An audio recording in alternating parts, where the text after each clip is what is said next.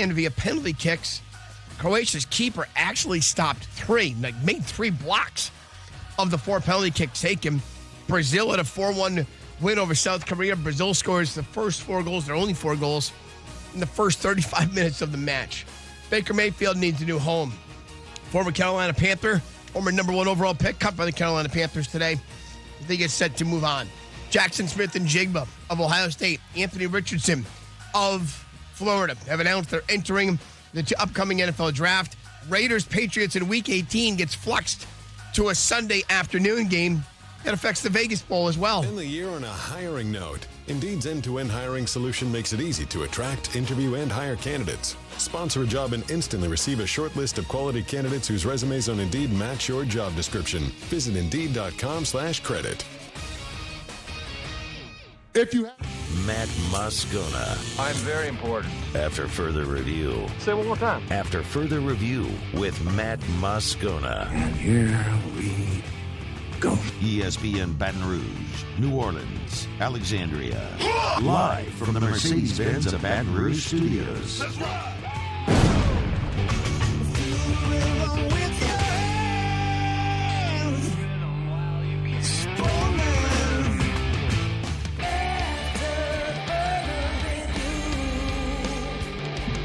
And off we go.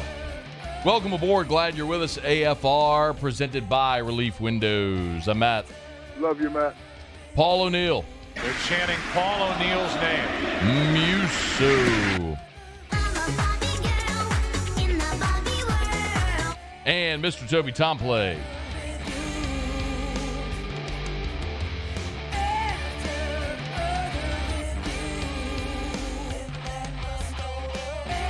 All right, we're here. Glad you are as well. Get out there and make it a good one. Man, what a day. My goodness, we got a ton to do today. Of course, LSU loses to Georgia in the SEC championship game. We know the Tigers are headed to the Citrus Bowl to take on Purdue. The transfer portal is open and humming already. And, oh, by the way, the Saints are playing tonight on Monday Night Football. And, oh, by the way, the Pellies have the second best record in the Western Conference right now with a mighty impressive win last night. And Jose Alvarado goes off for 38 points. We got a ton to do. Glad to have you aboard with us here. All right, let me just start. Let's kind of maybe go chronologically. Let me start with what happened on Saturday. We'll get to the bowl announcement. We'll get to transfer portal. We'll get to Saints, all that good stuff. Terrell next hour. Cole Cubelic next hour. Karen Loftus will be with us from Tampa in hour number 3 to preview the Bucs. So a ton to do.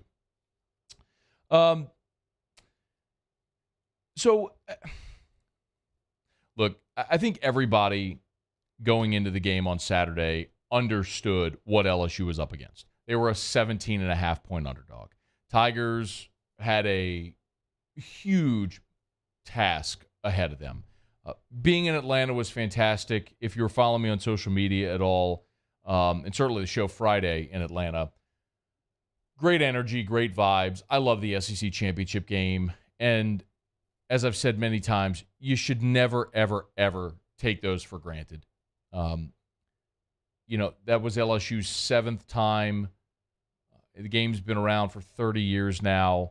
It's the 7th time LSU's been in it. So roughly once a decade. It's awesome to be there. It's awesome to be in the game. When you're in the game, you can take your swing. And LSU had a swing on Saturday at the number 1 team in the country. And we knew that you were going to have to play darn near flawless football to win the game. And LSU didn't. They just didn't play a clean enough game. They did a lot right. LSU was the first team to score 30 points on Georgia this year. It's the most points that Georgia defense has given up at all this year. All last week we talked about, man, the way to attack Georgia is you got to do it through the vertical passing game. You got to be able to make plays in the air. And LSU did that. They threw for 502 yards in the ball game. That's an SEC championship game record. I mean, Jaden Daniels threw for 200 in the first half, left with a bum ankle, and then Garrett Nussmeier had the most passing yards in a half in LSU football history on Saturday. The third most in a half in LSU football history, behind only a couple of days by Joe Burrow. So, an incredible performance offensively for LSU for the most part. And you outscored Georgia in the second half, 20-15. And I'm not into moral victories, but, and I didn't put it on Twitter during halftime because I know I would have gotten crushed. But really the thought that I had was just go win the second half. You're not going to win the game, but win the second half. And LSU did. So there was a lot to like. There was a lot of good that you can take from that game, considering what LSU was up against. Ultimately, though, the big mistakes dug you in too deep of a hole to allow you to get out all the way. You can start right at the onset of the game. You win the toss, you elect to receive. We saw LSU do the same thing against Tennessee, and you got blown out in that game as well. I'm not telling you got blown out because you elected to receive, but I am telling you that there's a reason everybody defers. And Brian Kelly can't get that out of his head a few times. I don't know why. And even after taking the ball and not scoring, you shank a punt so you don't even flip the field. But your defense did get a 3-and-out, and you were able to drive down the field. And it was a really, really nice drive. I mean, you put together a 14-play, 69-yard drive that ate up 7 minutes and 19 seconds off the clock. Y'all, it was incredible to watch LSU continue to convert, move the ball down the field, do what none of us thought they would be able to do against that Georgia defense. And you get into a goal-to-go situation. You have a 3rd and 9, and you convert. You have a 3rd and 9, and you convert. You get 1st and goal at the 7. Jaden Daniels scrambles for 2 yards. You throw the incomplete pass in the end zone to Kayshon Boutte. You got 3rd and goal from the Georgia 5. Jaden sacked back at the 14. You line up for a field goal, and we all know what happens next. LSU attempts the field goal. It gets blocked, and one of the most incredible brain farts in a key moment that I can ever remember. LSU does not go down the football. And Georgia scoops it up and returns it 95 yards. And instead of being up 3-0 early in the game, you're down 7-0. I want to talk about that play. And I know that everybody in that moment is all thinking the same thing. That you got to fire Brian Polian. And he's been atrocious all year. He deserves the blame. He's your special teams coordinator. Your special teams have been atrocious all season long. After the game, here's what Brian Kelly had to say about the blocked field goal for the touchdown. Obviously, we did a poor job coaching. It's our responsibility to have our guys alert in that situation. They were not alert, and that falls on coaching, and that falls on my shoulders, and I take full responsibility for that. He's the head coach. Obviously, it all goes back to him, but your special teams coordinator has been horrendous all year. And the key for Brian Kelly now is fixing that.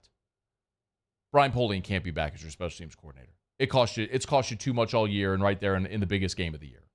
For those that don't know, this is such an obvious day one of football type thing. It's essentially like any free kick forward, like a punt. There's 11 guys in red jerseys. The ball was live for them that they could pick up and return it. And the 11 guys in white, all they needed to do, like covering a punt, is just touch the ball and it's dead. The fact that nobody, not one guy in white, had the presence of mind to go touch the football is stunning. And the fact that nobody on LSU's sideline is screaming, go touch the ball, go down the ball. Nobody. They're just dejected that they had a field goal blocked and they're just moping off to the sideline. Stunning collapse in a massive moment right there.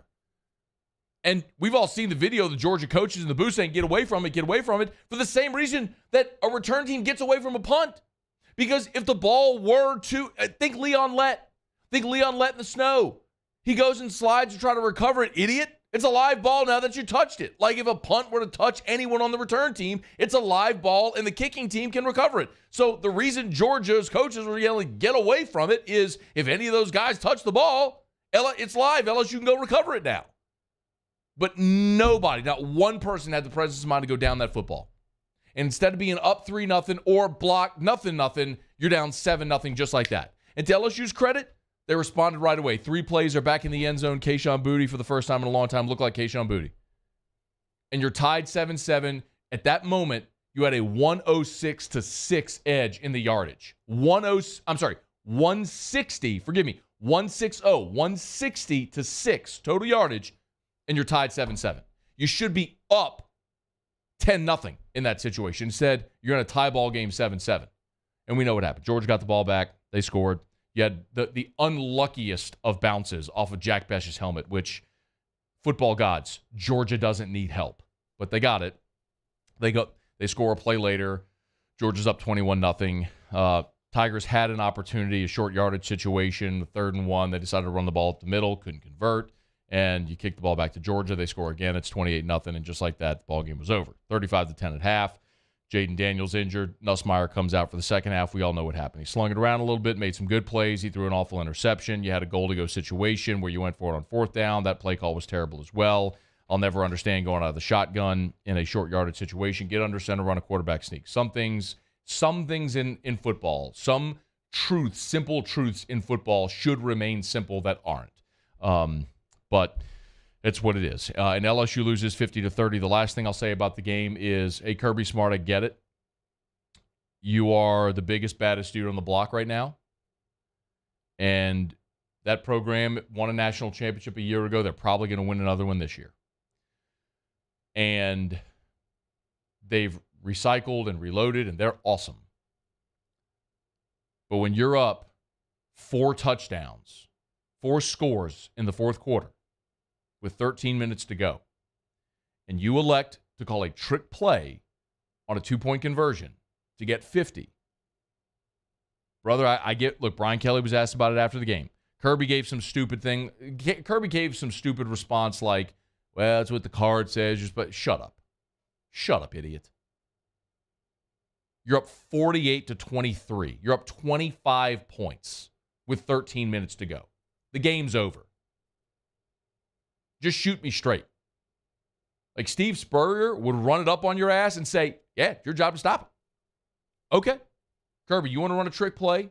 You want to go for 2 up 25 points in the 4th quarter just so you can hang 50? Just so you can hit half 100? Okay. You got Monken up in the booth, jumping up and down, doing his fist bump. Hey, look, Joey B could have hung half 100 on your ass, but didn't. You do that, again, it's your day. It's your day. And Brian Kelly was right. It just doesn't care what he calls. It's his job to stop it. He's right. It's the right thing to say as well. But, brother, one day that receipt's coming due. One day in the not-too-distant future, that receipt is coming due. Mark that down. Put a star next to it. The day is going to come when Kirby's going to eat that play. He's going to eat it. So, look, great season for the Tigers. They won the West. They beat Bama. Won on the road at Florida, at Auburn for the first time in the same season in program history. They overcame a lot of adversity, a lot of transfers. Did a lot more than many people thought they would. It's been said 1,000 times. A lot to build on moving forward, and it starts right now with the transfer portal opening. Tough pill to swallow, losing that game 50-30. A lot to like taken away from the game, a lot to build on moving forward. But in the end, you came up short. You had to be perfect against a really good team. You weren't. And Brian Kelly said afterwards, the goal is, look, to get back there next year and to win it. And how they handle this offseason starting today with the transfer portal being open is going to go a long way in determining if, in fact, the Tigers are back there next year with a chance to win it. All right, it's after further review. We're glad you're with us. Monday show is brought to you by Relief Windows, 288-8138, 288-8138, or reliefwindows.com. Windows Door Siding, Relief Windows, and reliefwindows.com. All right, let me knock out a break. Come back. We do know LSU's bowl destination. They'll play Purdue in the Citrus Bowl. I got some thoughts on that. Tons of transfer portal news that we have to get to as well. Saints playing on Monday Night Football. My goodness, we are lock-loaded, jam-packed with a ton to do, and glad you're here on a Monday edition of AFR. Stick around. AFR. AFR is brought to you by Insurance Network of Louisiana. Do this right now. I'm going to give you the phone number. I want you to call Insurance Network of Louisiana right now. So many of you have heard me talk about Insurance Network of Louisiana for literally years now. And you've thought about it. You've wondered if you could save money on your insurance. You've wondered if you could get better coverage. You've heard me give you testimonials, and you've put it off. And a lot of you then come back and text me or tweet me or email me and say, hey, what's the name of that insurance? It's Insurance Network of Louisiana. I'm going to give you the phone number here in just a quick second, but it's simple. They're going to take a little bit of information from you, and then they're going to go shop. They're going to go shop to find you better coverage for less money. It's that simple. Either they can find you better coverage for less money and you switch, or you stick with what you got and you don't pay a thing. It is totally, totally free to have them shop independently to find you better coverage for less money. It's Insurance Network of Louisiana. Okay, here's the number. Call it right now. 225. All right. 293-0450. 293-0450. Doesn't matter where you are in Louisiana, even in states outside of Louisiana. 225-293-0450 or lainsurance.net. Bayou Chrysler Dodge Jeep Ram has $11,000 off MSRP plus 2.9% with 72 months on all new 2022 Ram Black Widow trucks in stock. All new Bayou vehicles come with a 1 million mile powertrain warranty and free delivery. If you need sales or service, the crew at Bayou is going to do right by you. We get it done with strength, commitment, dedication, grit.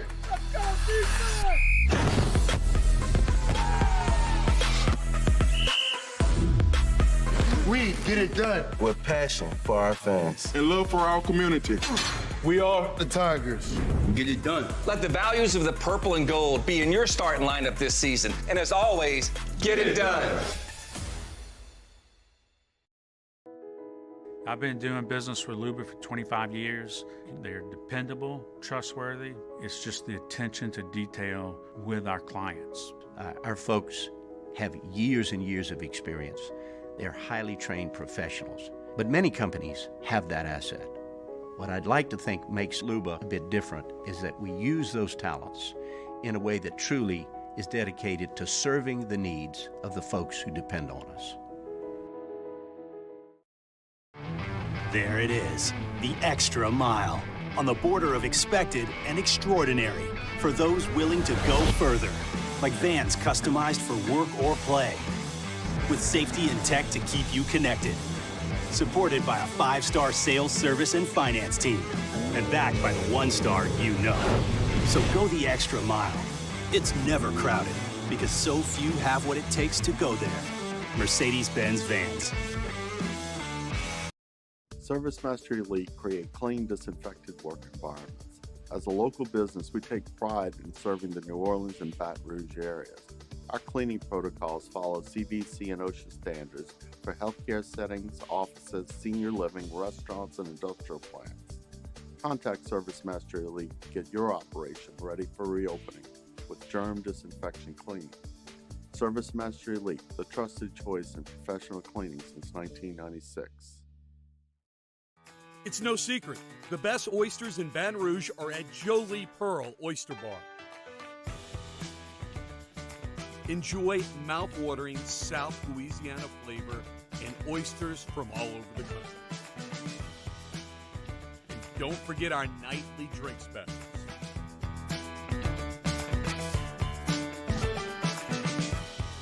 Jolie Pearl Oyster Bar, located in downtown Baton Rouge.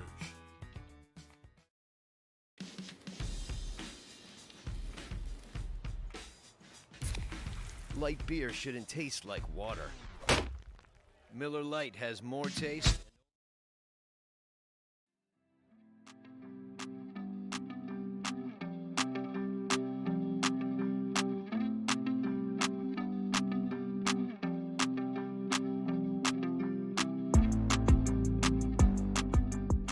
After further review with Matt Moscona, presented by Relief Windows. Windows, doors, siding. Call 288-8138 or visit reliefwindows.com. ESPN Baton Rouge, New Orleans, Alexandria. I know our team certainly is looking forward to getting back on the winning ways. Playing Purdue, a team that won their side of the Big Ten. I have a lot of respect for Jeff and his teams play with an edge. Played him when I was at Notre Dame, and he's got a great creative offense, really good defensive structure, and it'll be a great matchup between two teams that want to go out on a winning note. Brian Kelly on Sunday's teleconference. So, of course, LSU played Saturday night. Sunday, after the college football playoff announcements came out, all the other bowl pairings were announced. We learned LSU is going to play Purdue in the Citrus Bowl. Get to that in a little bit. And to that end, he is right. It would be very nice for LSU to finish the season with a win instead of the distaste of the last two games after such a very positive season. We are in just a moment going to talk about LSU's transfer portal approach and a lot of these names that are in there. But man, this portal news is crazy. And every time we have some portal news, we do have our portal sounder.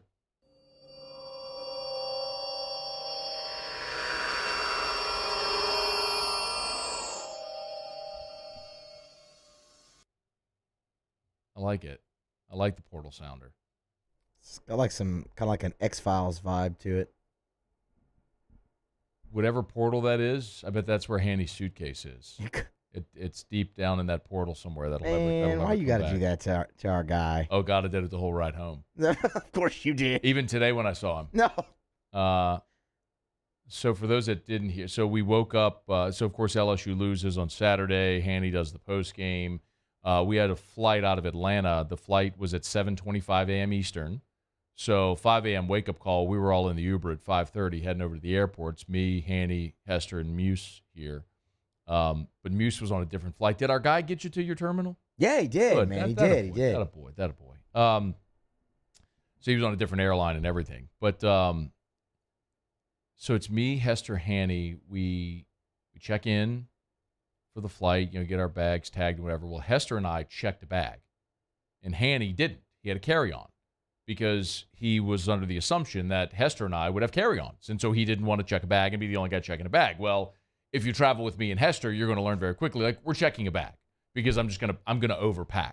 I'm going to have multiple pairs of shoes. I'm going to have different shirts, jeans, whatever, different outfits, depending on what I may need. I never want to not have something. But Hanny carried on, and we go through the security line, the TSA line in Atlanta, which, by the way, for the volume of people, the efficiency of that airport is stunning. Yes. Hartsfield-Jackson Airport is stunning how efficient they are. So, kudos to all of you. And even at 5 a.m. Yeah. So me, Hester, Hanny, we go through TSA. We get on the train to go to our terminal. We get up. We're walking toward the gate. And Hanny stops. And he starts doing the pat thing, like hands. And I'm like, what? He goes, I don't have my suitcase.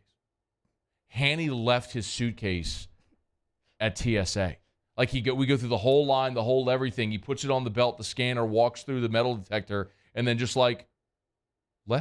He left without his bag.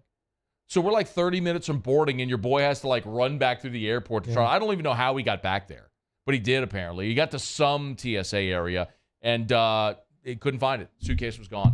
So I guess he had to call TSA, call Hartsfield-Jackson, Lost and Found today to see if anyone had maybe had a small black suitcase with no name on it. He's Greg Fokker. He did not have his name on the suitcase, though. There was nothing to describe it as. I mean, the one thing is he had a 1045 ESPN shirt in the suitcase. He told us that'd be the only thing. They could open up and find that shirt. But other than that, and he's, Hester. Why did he do the pat thing if he was I don't know, but his suitcase? I know, I get it, but he was kind of doing yeah. Oh my God, did I lose? Kind of the shock of it. My wallet, my phone, whatever. Nope, it was an empty hand, no suitcase.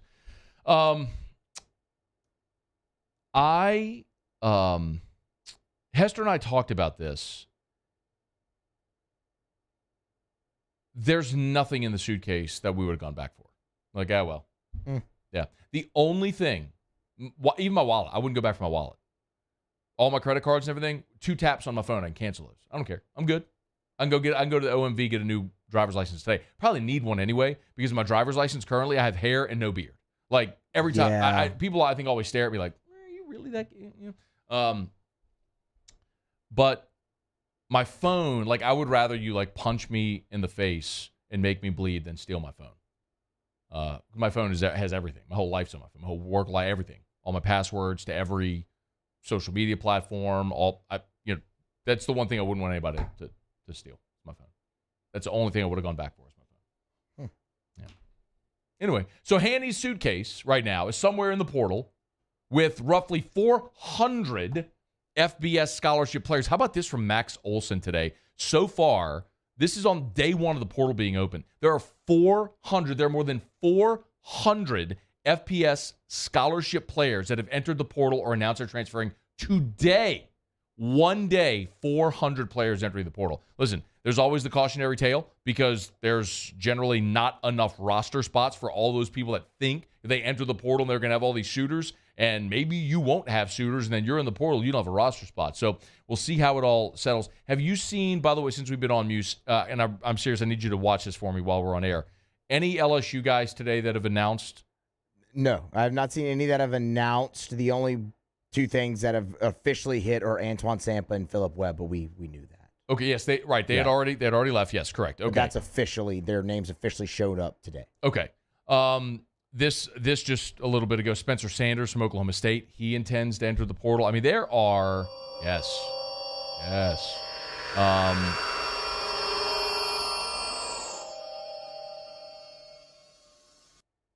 It's a little long. Takes time. Takes time to get through the portal. It does take time to get through the portal. You gotta get your name in and then clear through the portal and have time to you can enter your name and then show up first. so it's gonna take some time.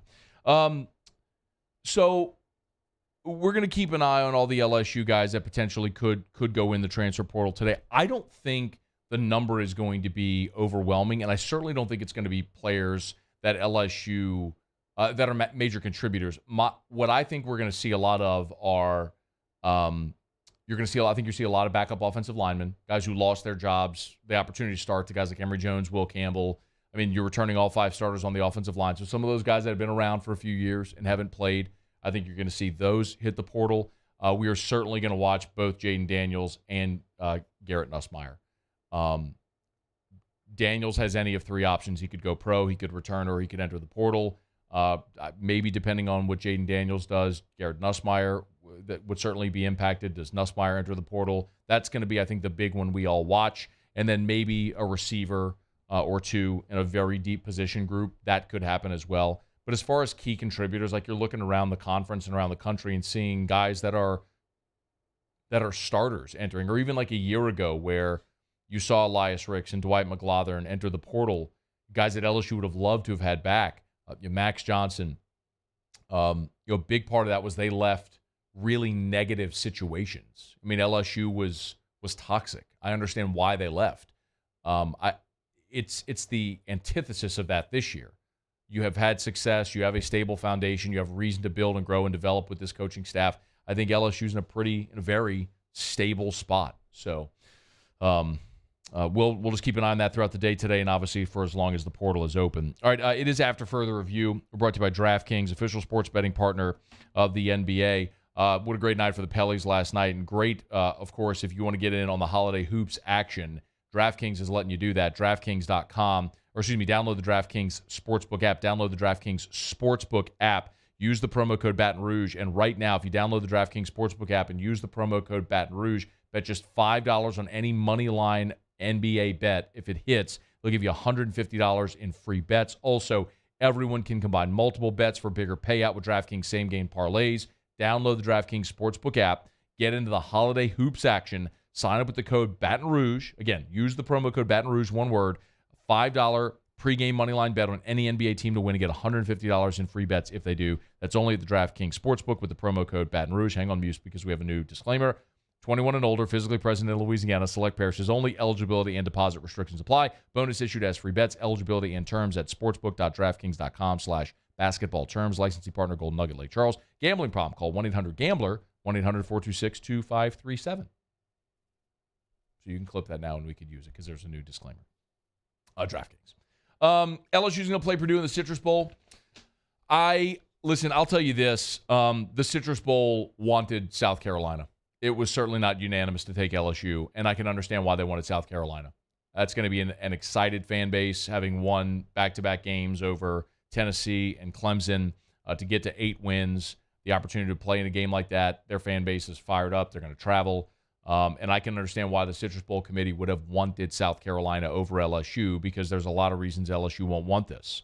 The disappointment of not being in a New Year's Six game. You've been in this game now 3 times since 2016. You were there in 16 and 17 back-to-back years. There in 09 with not fond memories with that quagmire against Penn State. 04, the bad memories being in the Capital One Bowl against Iowa where they beat you on a game-winning Hail Mary. There's not great memories of this bowl game, and LSU is going to open the season next year in the exact same stadium against Florida State. So, but I also think it's one of those situations where the league steps in and has partnerships with these bowls, and they make sure that the SEC West champ is protected. There was, someone said, "Man, I got a tweet earlier today from someone saying, so disrespectful for LSU to land in the Citrus Bowl." No, it's not. It's quite the opposite. That's the league protecting its SEC West champion to make sure it didn't fall any lower than the Citrus Bowl. Now, I'll tell you this. the Las Vegas Bowl, who we've talked about here, and I know we've joked about it, but I'm serious. Like I think the Las Vegas Bowl, of all of that group of bowls, is the most appealing because you're talking about an NFL stadium. Las Vegas is a trip that LSU fans, I think, would flock to Vegas in the middle of December, and you get to play a Pac-12 opponent. In this case, it's Oregon State. Florida's going to go play that game, but that bowl game is on December the 18th, and the early signing period begins, I believe, on the 21st. So the final week leading up to the December signing period, the early signing period, you would be in Las Vegas preparing for a bowl game instead of recruiting. And I think it was pretty adamant that LSU did not want that situation. So as far as a destination for fans, I think all of us collectively would have preferred to see LSU play Oregon State in the Vegas Bowl instead of Purdue in the Citrus Bowl. But this is the reality that LSU's in right now, and it's why that Texas A&M loss cost you so dearly. Because if you'd beaten A&M, you'd probably be playing Kansas State in the Sugar Bowl. At worst, you'd be playing Clemson in the Orange Bowl, and either of those would be better destinations. But maybe a lot of LSU fans will make this a New Year's trip or a Christmas trip to Orlando to go do the Disney thing and check out the bowl game. First time LSU's ever played Purdue in football. It's the Gordy Rush Classic. We will heretofore dub this the Gordon Linden Rush III Classic, as Gordy did start his football career at Purdue for a year before transferring to LSU. So, and an opportunity for LSU, if they win it, to get to 10 wins. I think the big question is who's going to play in this game for LSU.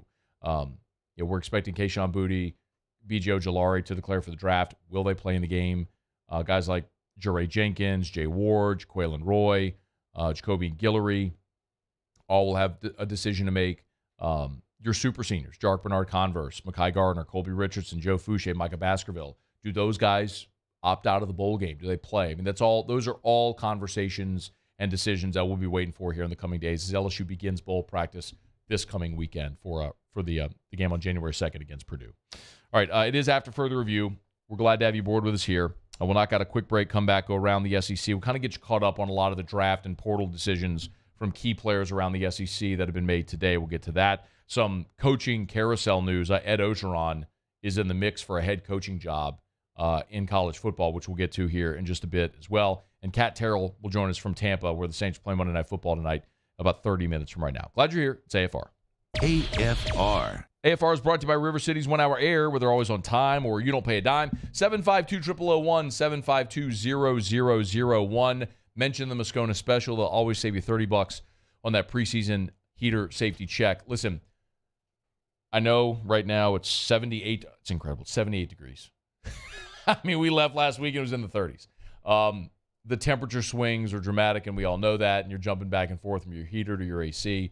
Remember River City's 1 Hour Air. Standard maintenance, preventative maintenance is so important on these systems to make sure they run efficiently and they last. It's River City's 1 Hour Air. I'm a member of their membership club, which is super affordable, and it pays for itself because you get your annual maintenance complimentary. So in the springtime, they check on my AC. In the wintertime, they check on my heater for free when you're part of the membership club at River City's 1 Hour Air. 752-0001, 752-0001. Look for the big yellow vans and trucks. It's River City's 1 Hour Air.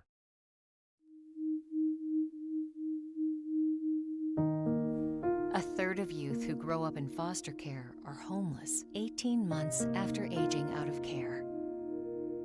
But you can rewrite that story. Children and youth with CASA and GAL volunteers are more likely to find safe, permanent homes. Change a child's story. Become a volunteer today. Bayou Ford has the new inventory to get you in a new Ford truck or SUV today, or customize your next vehicle just the way you want it. All new Bayou Ford vehicles come with a 1 million mile powertrain warranty. The crew at Bayou Ford is going to do right by you. I've been doing business with Luba for 25 years. They're dependable, trustworthy. It's just the attention to detail with our clients. Our folks have years and years of experience. They're highly trained professionals, but many companies have that asset. What I'd like to think makes Luba a bit different is that we use those talents in a way that truly is dedicated to serving the needs of the folks who depend on us. Eli's always been into grilling. It took us a while to see it, but the signs were there. What are you doing, Eli? I knew grilling was my thing. I have been talking about it throughout my career. Happy with the results? I am. Got the new grill from barbecueguys.com. It performed great. My advice, as I always told my boys, do more of what you were born to do. Barbecue Guys, for those who were born to grill. You want cheese on your burger, Pops? I'll take a little cheese. Louisiana. It's a place defined by culture, by pride, by passion, by people who do more than love this place. They celebrate it, elevate it, champion it. They are the individuals who embody what makes Louisiana great. The companies that make Louisiana a better place to work and live. The nonprofits leading transformational change in our communities. Champions of Louisiana are all around us, and LWCC is proud to celebrate them because we've always been Louisiana loyal, supporting the workers, the innovators, the change agents of this great place we call home. Who are the champions around you? Together, we can share their stories. Together, we can help our home state thrive. Together, we are Louisiana loyal. Always.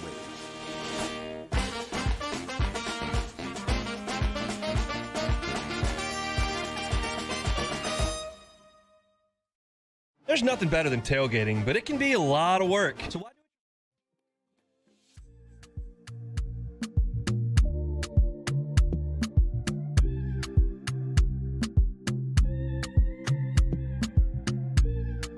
After further review with Matt Moscona, presented by Relief Windows. Windows, doors, siding. Call 288-8138 or visit reliefwindows.com. ESPN Baton Rouge, New Orleans, Alexandria. This is something that is certainly worth watching. Reports from out of Las Vegas, including the Las Vegas Review-Journal, that Ed Ogeron and Chris Peterson are currently the front runners to become the new head football coach at UNLV. Peterson, of course, was the longtime coach at Boise State, who then went to the University of Washington, got them into the CFP, suddenly and abruptly retired and went into a job in television with Fox. And, of course, Ed Ogeron was the head coach at LSU, as we all know, was fired midway through last season, finished out the season, has spent this year out of coaching. He's kind of been doing a tour of college football. We've seen him pop up down in Miami and South Bend, really kind of all over the place. And now apparently has his name in the ring for the UNLV job. That would be an interesting fit. And I think it would actually be a good fit for Ed. He'll never get another Power 5 head coaching opportunity. And quite honestly, I don't know that he would win at UNLV. I think what we've seen from Ed is we know what his very strong skill set is, and that's as a recruiter and as a defensive line coach. As an organization builder, that's just not him. He failed at it at Ole Miss, and I don't want to unearth the whole conversation again about LSU, his time here. We're all super grateful for 2019, which was amazing, and we'll hold it dear to our hearts forever, and it's the greatest college football team any of us will ever see. But it's also very clear that was an outlier from his 5 seasons in Baton Rouge. Or I guess 6, but 16. Well, if you count 16 as the year, you understand what I mean. From 16 to 21, 2019 was the outlier, and he eroded. And he's not a good evaluator of coaching talent, and doesn't hire good assistants, and a lot of those things that caused the whole thing to crumble once a lot of the foundation that had been built for 15 years plus, and the assistants that he sort of inherited, guys like Dave Aranda and Steve Ensminger, when those guys left and Ed had to replace them, it didn't go well. It's why I'll continue to point to Sam Pittman. Sam Pittman may very well lose Barry Odom and Kendall Briles this year. So how does a guy like Pittman replace those assistants? It'll be critical to see how that program does. And it was similar with Ed. He just was not a very good evaluator of coaching talent and hiring and evaluating staff. And that I think cost him. So now if he's fixed that and he can turn that around, go win at UNLV, maybe. But I think that's one of those things where you got to see it to believe it. So, but Ed Ogeron, Chris Peterson, finalists there for the job at UNLV. All right, it is after further review. We're glad you're here. Love telling you about the Aesthetic Medicine and Anti-Aging Clinics of Louisiana. Bluebonnet in Baton Rouge, Ambassador Caffrey in Lafayette, and online at theantiagingclinics.com. Again, that's theantiagingclinics.com. All throughout December, if you buy gift cards at the Aesthetic Medicine and Anti-Aging Clinics of Louisiana, it'll unlock other great specials for every amount of gift card that you buy at the Aesthetic Medicine and Anti-Aging Clinics of Louisiana. Great stocking stuffer for anybody on your list. Get gift cards over at the Aesthetic Medicine and Anti-Aging Clinics of Louisiana. Voted the nation's best aesthetic practice. Bluebonnet in Baton Rouge, Ambassador Caffrey in Lafayette, and online at theantiagingclinics.com. That's theantiagingclinics.com. All right, do it every day about this time. Let's go around the SEC. Around the SEC, presented by Gulf Coast Office Products, excellence in imaging solutions. The Florida Gators. A Florida sophomore quarterback Anthony Richardson announced he is done at Florida. He is declaring for the NFL draft. He will not participate in the Las Vegas Bowl against Oregon State on December the 17th. While Richardson opting out of Florida's bowl game, that means backup quarterback, and by the way, backup Jalen Kitna being dismissed from the team. That means Jack Miller, sophomore, and true freshman Max Brown are the only scholarship quarterbacks on the roster right now. Walk-on Kyle Engel is also on the roster, and it is unclear who will play for the Gators against the Beavers December 17th. Texas A&M! Cornerback Jalen Jones says he's foregoing his senior season. He'll enter the NFL draft. 6'2", 205-pounder. Played 9 games this season for the Aggies, 32 during his career at A&M. Maybe not even the biggest news. Quarterback Haynes King has entered the transfer portal. Also, cornerback Denver Harris and offensive lineman P.J. Williams say they're transferring. King, of course, was a 4-star recruit coming out of the state of Texas. Harris was a 5-star defensive back, played in 5 games for the Aggies. King, Harris, and Williams, 3 of 12 Aggie football players who have announced their intention to transfer.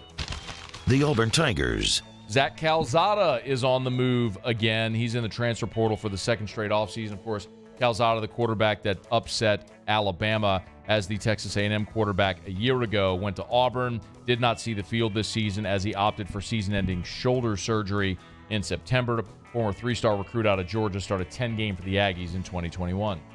The Alabama Crimson Tide. Starting offensive lineman Javion Cohen announced that he is entering the transfer portal, made the announcement via social media. He'll have 2 years of eligibility remaining. Cohen started all 14 games at left guard in 2021 and started 11 of 12 games this season for Alabama. He is the 7th Crimson Tide player to enter the transfer portal since mid-November and the 3rd offensive lineman. The Ole Miss Rebels. Offensive line coach Jake Thornton told his Ole Miss players on Sunday he's taking the same position at Auburn. He did not know if he would coach the Rebels in their December 28th TaxAct Texas Bowl against Texas Tech. Thornton spent the past 2 seasons on Lane Kiffin's staff as the offensive line coach. He now joins Hugh Freeze at Auburn. The Georgia Bulldogs. And Sam Mpemba, 5-star edge rusher, the nation's number 4 overall edge player, has picked the Georgia Bulldogs, made his announcement on social media. 6'3", 250-pound pass rusher. Actually spent the last 2 seasons at IMG playing tight end and receiver. Moved to the edge and is now a 5-star. He is the second 5-star commit for Georgia's 2023 class. All right, there you have it. That is Around the SEC, presented by Gulf Coast Office Products. Shout out to our guy Trey Beal and our friends at Gulf Coast Office Products, online at gcopnet.com. gcopnet.com for Gulf Coast Office Products. Face-to-face sales, service after the sale. That's what you get at Gulf Coast Office Products. Again, Baton Rouge, New Orleans, Lafayette, and the North Shore. It's Gulf Coast Office Products, gcopnet.com. All right, it is after further review. Let me knock out a quick break. We come back. Muse is going to get us caught up with some of the biggest names today that have entered the transfer portal. We'll get to that. And also, a lot of coaching news. We mentioned Ed Ogeron, a finalist for the UNLV job. Deion Sanders is headed to Colorado. And a really interesting shakeup with Scott Satterfield leaving Louisville to go to Cincinnati. What does that mean, big picture in college football? I have some thoughts. We'll get to it next on AFR. AFR. AFR is brought to you by Rouse's, the official supermarket of the New Orleans Saints. Of course, Monday Night Football tonight. If you got plans of watching the game, maybe a little game watch party at your house and you don't feel like cooking, no worries. Let Rouse's take care of it. You get those sandwich trays, the party platters, the charcuterie. Got people coming over to the house. You need all your cold beer, your wine, whatever beverages you may need to help you get through watching the Saints play on Monday Night Football tonight. Rouse's has all of it. Get to Rouse's.com. Again, that's Rouse's.com. Or you can download the Rouse's app. Maybe you're in a hurry getting off of work, headed home. You don't have time to go in and shop. Rouse's can save you time. Download the Rouse's app. Again, you have curbside and delivery options. So download the Rouse's app. Hit the, just go search for whatever items you want. Your personal shopper will go pick them out for you. When you pull up into the designated space, they'll bring it out to your vehicle. That's at Rouse's. They can handle all of your holiday meals. Learn more at Rouse's.com, the official supermarket of the New Orleans Saints. Rouse's, this feels like home. There it is, the extra mile, on the border of expected and extraordinary, for those willing to go further, like vans customized for work or play, with safety and tech to keep you connected, supported by a 5-star sales, service, and finance team, and backed by the 1-star you know. So go the extra mile. It's never crowded, because so few have what it takes to go there. Mercedes-Benz Vans.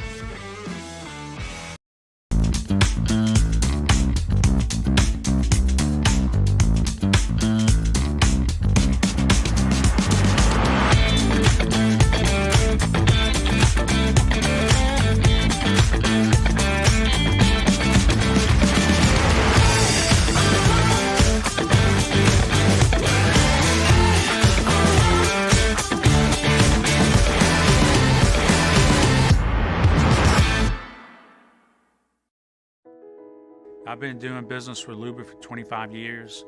They're dependable, trustworthy. It's just the attention to detail with our clients.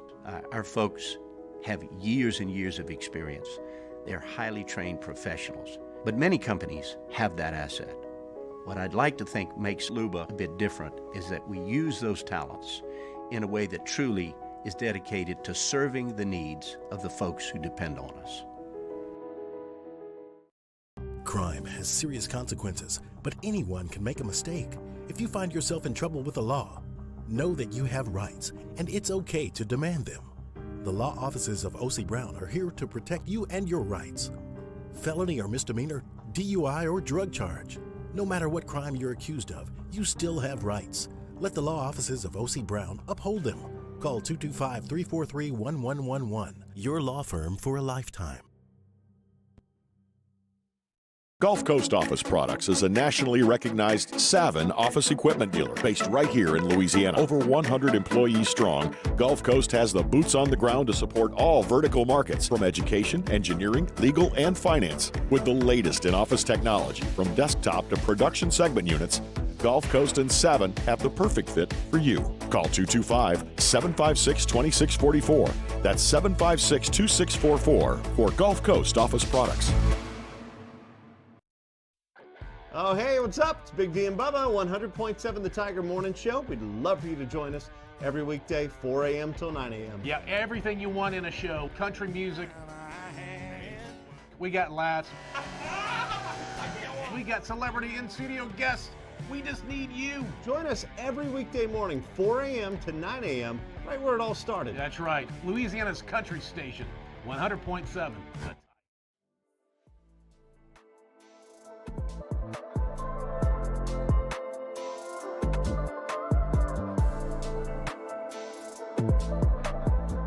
After further review with Matt Moscona, presented by Relief Windows. Windows, doors, siding. Call 288-8138 or visit reliefwindows.com. ESPN Baton Rouge, New Orleans, Alexandria. We'll talk to Cat Terrell in about 12 minutes from right now, covering the game down in Tampa tonight, Saints, Bucks, and probably, you just want someone to bury this team and put them out of their misery, but nobody in this division seems to want to do that. The Bucks could take a significant step toward doing that if, in fact, they're able to beat the Saints tonight. But the Saints' defense has matched up exceptionally well against Tom Brady and that offense in Tampa for as long as he's been there. There are a couple of roster notes that we'll get to. It looks like Marshawn Lattimore is not going to play in the ball game tonight. That's from Pro Football Focus right now. I'm sorry, Pro Football Talk, PFT, excuse me. And the Saints have also made a couple of roster moves. that they announced today. They've signed cornerback Isaac Yiadom to the active roster. They've elevated Kirk Merritt and Lucas Kroll to the active roster, and they've waived Kevin White. So some roster news and notes and shakeups there for the Saints as they get ready to play tonight on Monday Night Football. All right, I want to get some of these coaching decisions, including Deion taking the Colorado job and Scott Satterfield leaving Louisville to go take the Cincinnati job. Muse, real quick though, give us an update today. Let's jump into the portal if we could.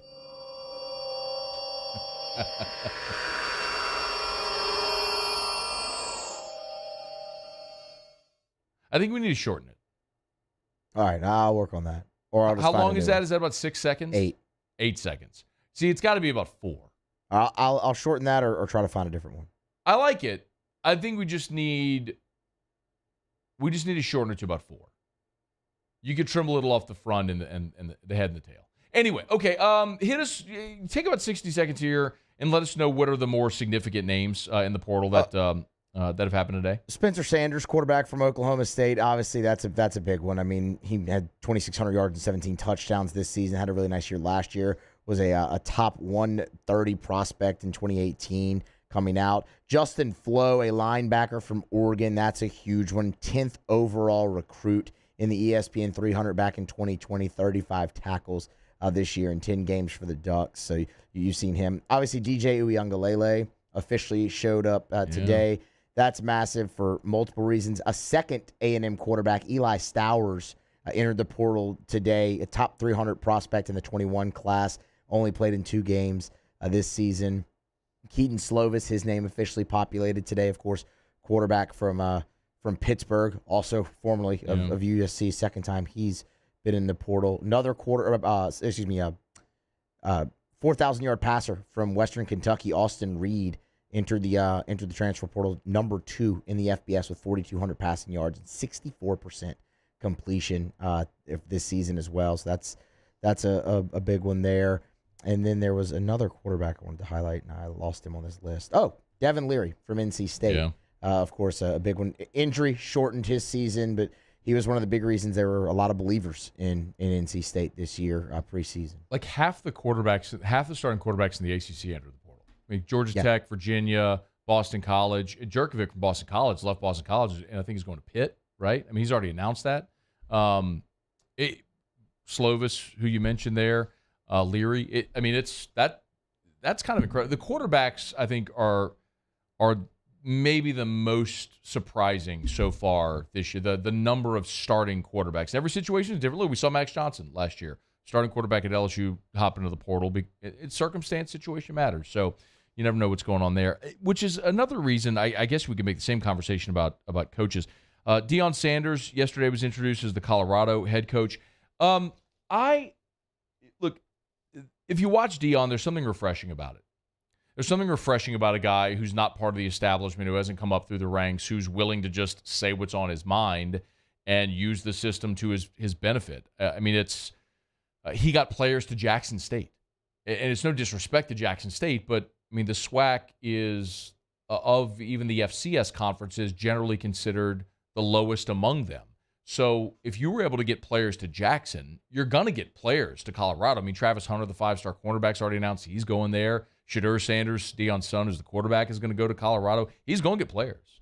But Colorado is so interesting because that's a program that in the 90s shared a national championship with Georgia Tech in 1990, had great players, man. I mean, you think about Cordell Stewart, Michael Westbrook. I mean, the 75-yard touchdown by the Hail Mary against Michigan back in 94. Rashaan Salam's Heisman year in 1994.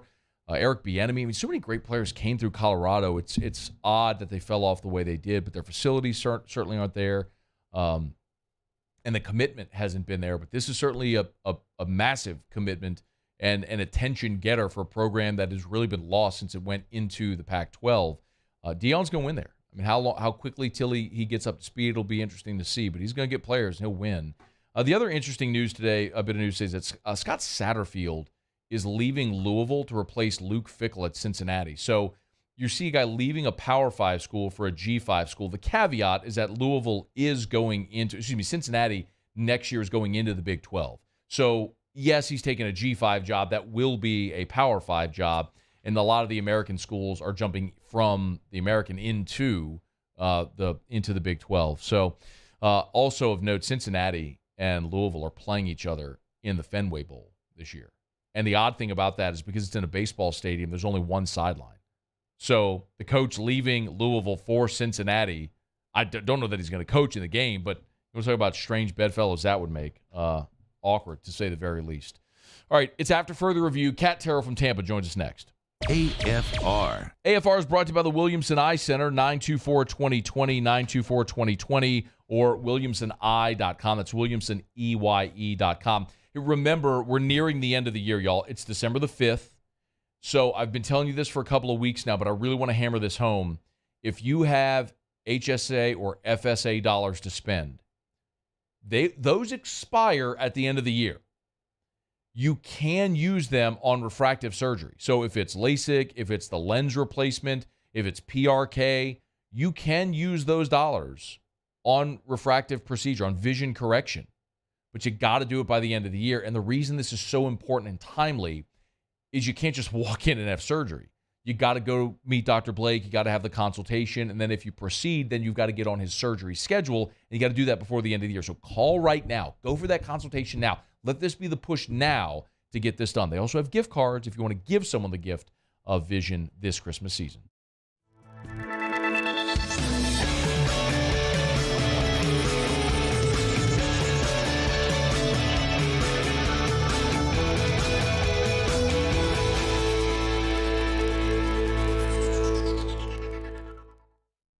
Follow us on Twitter at 1045ESPN to cast your vote in the Citizens Bank and Trust Poll of the Day. Vote daily inside Off the Bench, anytime. Hunt and Hill. And after further review, Citizens Bank and Trust brings you the Poll of the Day via Twitter at 1045ESPN. Every business is different, but B1 Bank knows that every business owner has similar needs. From streamlining accounts receivables to maintaining access to working capital, a trusted bank is your best asset for staying on top of day-to-day finances and planning for future business growth. At B1 Bank, I know I have access to commercial banking experts who care about the needs of my business and can guide me to accomplish my goals. B1 Bank knows that managing your business isn't simple, but they can help you make it uncomplicated. There it is, the extra mile. On the border of expected and extraordinary for those willing to go further, like vans customized for work or play, with safety and tech to keep you connected. Supported by a 5-star sales, service, and finance team, and backed by the 1-star you know. So go the extra mile. It's never crowded because so few have what it takes to go there. Mercedes-Benz Vans. I've been doing business with Luba for 25 years. They're dependable, trustworthy. It's just the attention to detail with our clients. Our folks have years and years of experience. They're highly trained professionals, but many companies have that asset. What I'd like to think makes Luba a bit different is that we use those talents in a way that truly is dedicated to serving the needs of the folks who depend on us. ServiceMaster Elite create clean, disinfected work environments. As a local business, we take pride in serving the New Orleans and Baton Rouge areas. Our cleaning protocols follow CDC and OSHA standards for healthcare settings, offices, senior living, restaurants, and industrial plants. Contact ServiceMaster Elite to get your operation ready for reopening with germ disinfection cleaning. ServiceMaster Elite, the trusted choice in professional cleaning since 1996. Bayou Ford has the new inventory to get you in a new Ford truck or SUV today, or customize your next vehicle just the way you want it. All new Bayou Ford vehicles come with a 1 million mile powertrain warranty. The crew at Bayou Ford is going to do right by you.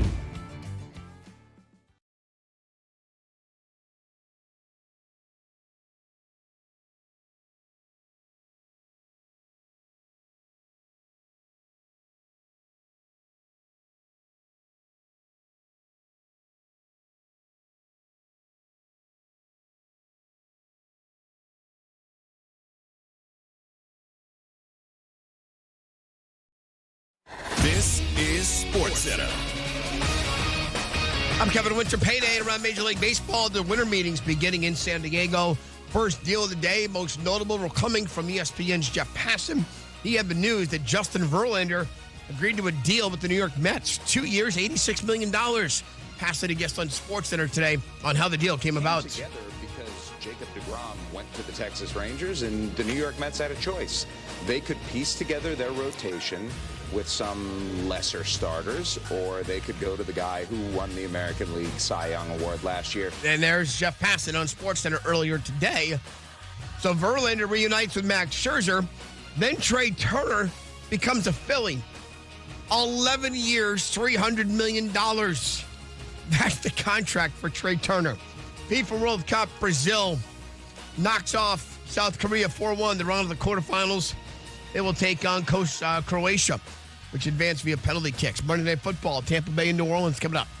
Battle in the Raymond James Stadium for the lead in the South. Carolina, by the way, says goodbye to Baker Mayfield. They released the former #1 overall pick. Not theirs. Make better hiring your first New Year's resolution. Indeed's all-in-one hiring platform helps you attract, interview, and hire candidates, all from one place. And Indeed's interview tool lets you schedule and conduct virtual interviews right from their website. Start at Indeed.com/credit. Matt Moscona. I'm very important. After further review. Say it one more time. After further review with Matt Moscona. And here we go. ESPN Baton Rouge, New Orleans, Alexandria. Live from the Mercedes-Benz of Baton Rouge studios. That's right.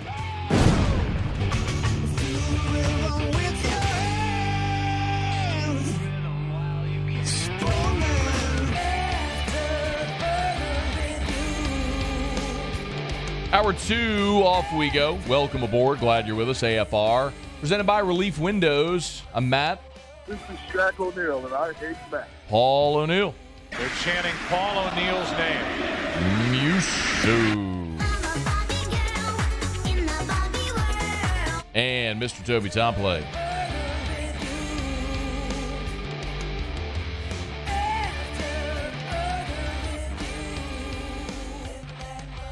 All right, we're here. Glad you are as well. Get out there and make it a good one. We'll talk to Cole Cubelic in about 15 minutes from right now. If you've seen the report, Ed Ogeron apparently, or reportedly, is a finalist for the UNLV job. Cole Cubelic just minutes ago tweeted, no, he's not. So I'll ask Cole about that. Cole was in Atlanta at the SEC Championship game. We'll get his thoughts on what transpired and look ahead for LSU here in this offseason. So we've enjoyed having Cole with us all year. We'll do it again in about 13 minutes.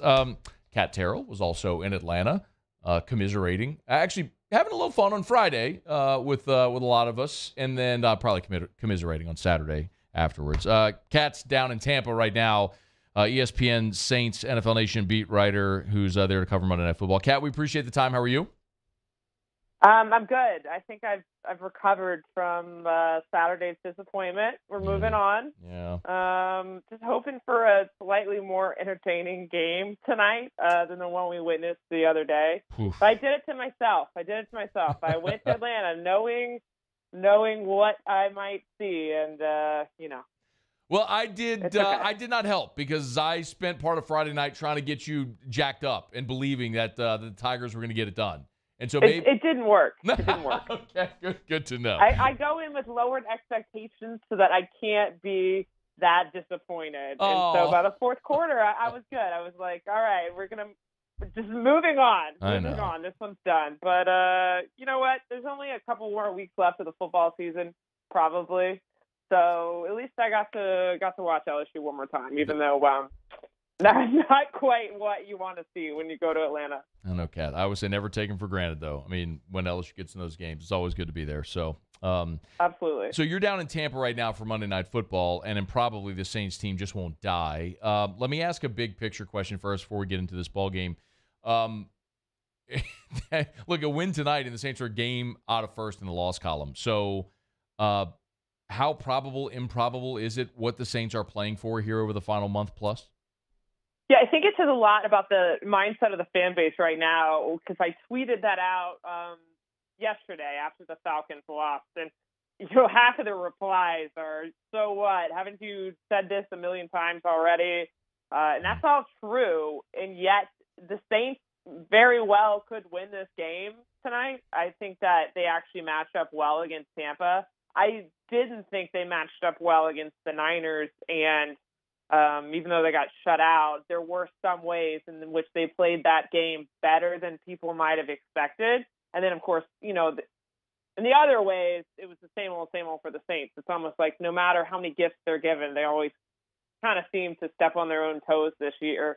So not really sure what we're going to see tonight, but I could definitely envision a low-scoring game similar to last year. And then if they win, you're right back in the conversation. I think the reason fans are upset, though, besides the obvious, is that it kind of feels like a so what situation. So, okay, they get into second place. Are they actually going to do anything with it? Yeah. And so far, they have not.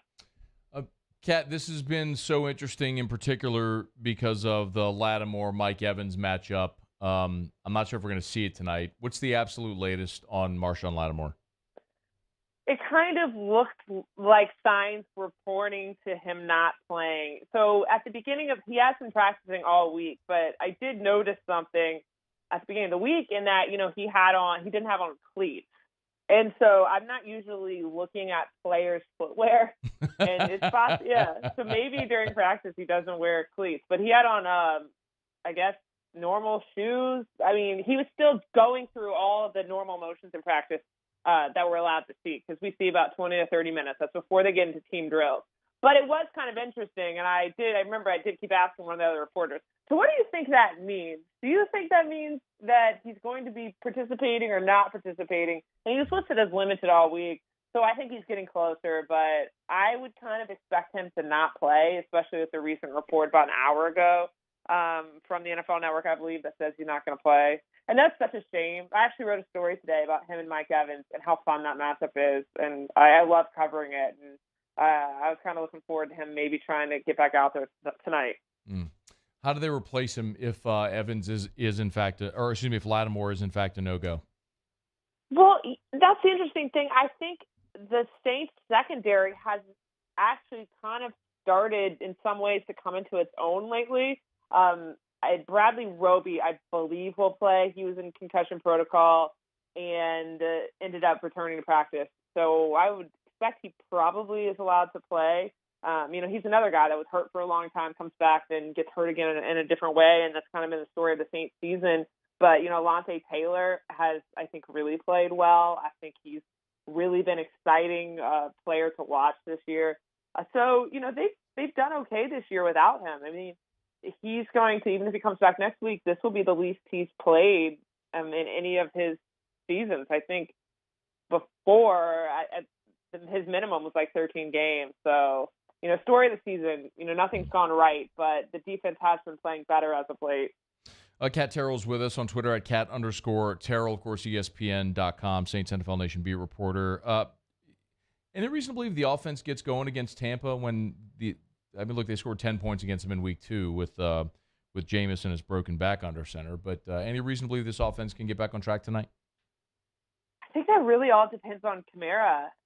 Obviously, coming off a shutout is really bad. There's no way to sugarcoat that.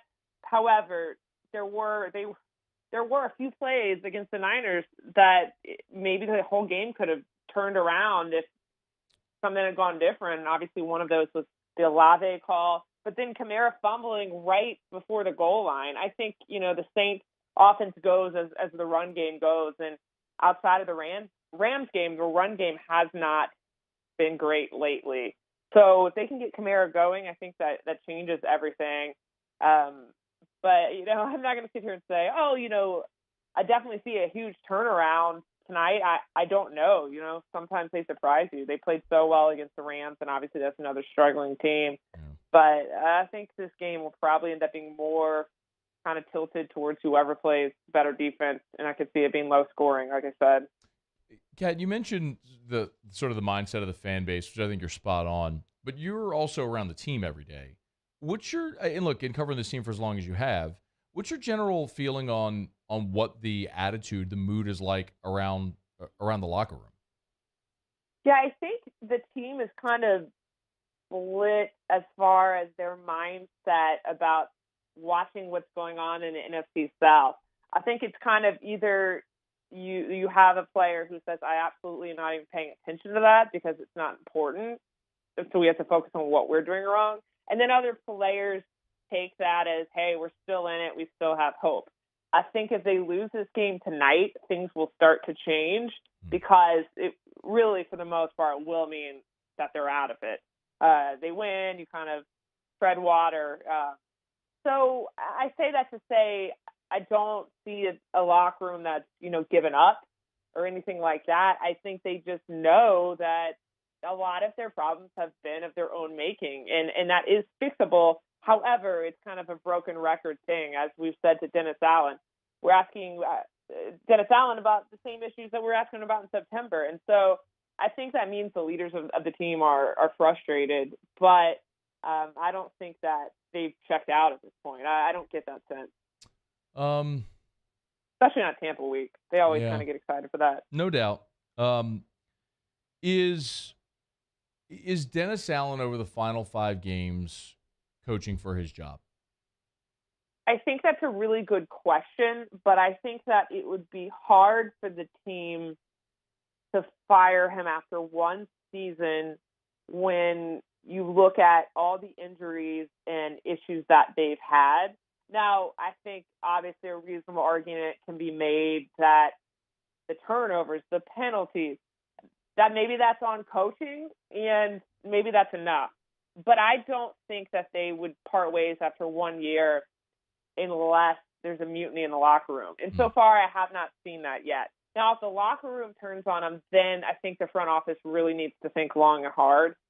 But if they went out and tried to get a new coach next year, that coach is also walking into a difficult situation where they don't have a first-round pick, they do not have a long-term quarterback situation, and they have salary cap issues. All things that have affected Dennis Allen this year.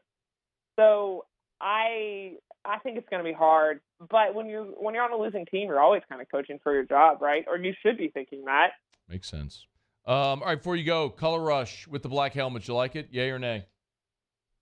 I do like it, but I know there's very mixed opinions about it. I kind of like the black helmets to an extent. I don't know if I like the design completely. Yes. But I do kind of like that they get to wear something different. I'm not 100% on the design though. I think that could be tweaked. But, Amen. Hear. I'm not opposed to a black helmet. Yeah, I'm not opposed. Yeah, I think that's cool. The weird stripe down the center of the helmet with all the little fleurs de lis. I guess you would pluralize it with floors, right? Fleurs de lis, not fleur de lis, right? Yeah, I don't know. I don't know. You're the writer. You should know. But the Color Rush is so fire though. Kat Terrell on Twitter at @Kat_Terrell. You'll give her a follow. ESPN.com. Go read her stuff. We appreciate it, Kat. Thanks so much. Yeah, thanks for having me on, and let's just hope we're entertained by this game and not bored halfway through. Amen. So that's all I ask. Amen to that. All right, Kat, thanks so much. All right, thanks. See ya. We're brought to you by Hudco Roofing, HudcoRoofing.com. Do business with someone you know. Hudco Roofing, HudcoRoofing.com. Was having a conversation out in Atlanta this weekend with a buddy who said, hey, I need to get Hudco to come look at the roof. We said I had a buddy of mine. We had a leak. Insurance adjuster came out, gave us their insurance approved a replacement. He said, but I let a friend do the work. I was trying to help him out, and it was just kind of getting started, and they didn't do a great job, and we still have a leak. And now they got a real problem on their hands because the insurance company's already paid them for the roof, and they hired a bad company. We're going to do our best to get that thing repaired and try to help them get through it, but I just encourage all the time, call someone reputable. Hudco's been in Louisiana, serving the state of Louisiana for more than 20 years. HudcoRoofing.com. It's me, that's Terrio, that's Richard Tilley. It's people you know. I always say do business with someone you know. You can email me directly, Matt@HudcoRoofing.com. Say it every day. Do business with someone you know. Hudco Roofing, HudcoRoofing.com. Repairs, replacements, commercial, residential, for a list of all of our services, including fortified roofing. You can check it out at HudcoRoofing.com. Do business with someone you know. Hudco Roofing and HudcoRoofing.com. All right, Cole Cubelic of the SEC Network joins us next. AFR. AFR. Bayou Ford has the new inventory to get you in a new Ford truck or SUV today. Or customize your next vehicle just the way you want it. All new Bayou Ford vehicles come with a 1 million mile powertrain warranty. The crew at Bayou Ford is going to do right by you.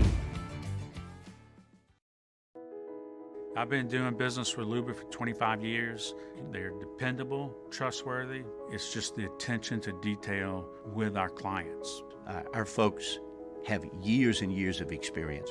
They're highly trained professionals. But many companies have that asset. What I'd like to think makes Luba a bit different is that we use those talents in a way that truly is dedicated to serving the needs of the folks who depend on us. Gulf Coast Bank and Trust is giving our customers the power to bank anywhere, anytime during this challenging event. And we're right there with you. Our mobile banking app is a smart way to manage your money and time. Gulf Coast Bank and Trust, the bank that cares about you. It's no secret. The best oysters in Baton Rouge are at Jolie Pearl Oyster Bar.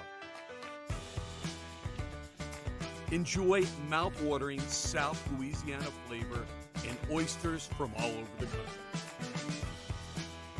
And don't forget our nightly drink specials.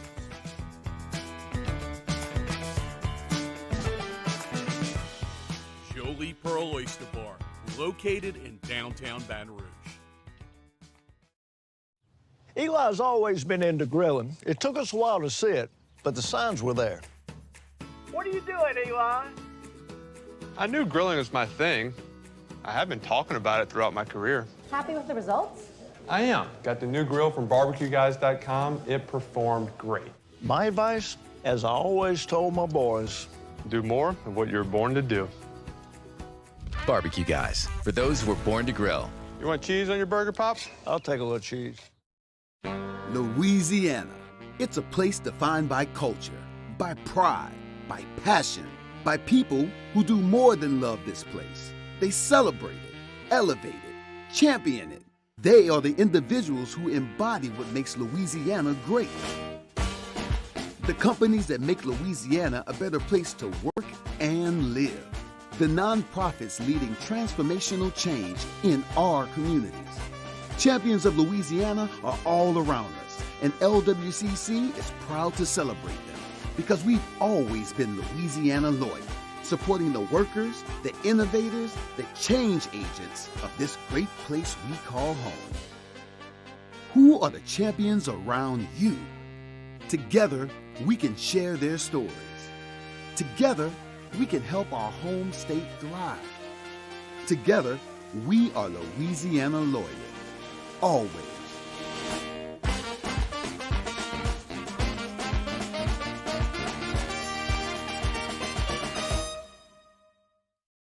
Crime has serious consequences, but anyone can make a mistake. If you find yourself in trouble with the law, know that you have rights, and it's okay to demand them. The law offices of O.C. Brown are here to protect you and your rights. Felony or misdemeanor, DUI or drug charge. No matter what crime you're accused of, you still have rights. Let the law offices of O.C. Brown uphold them. Call 225-343-1111. Your law firm for a lifetime. Gulf Coast Office Products is a nationally recognized Savin office equipment dealer based right here in Louisiana. Over 100 employees strong, Gulf Coast has the boots on the ground to support all vertical markets, from education, engineering, legal, and finance, with the latest in office technology, from desktop to production segment.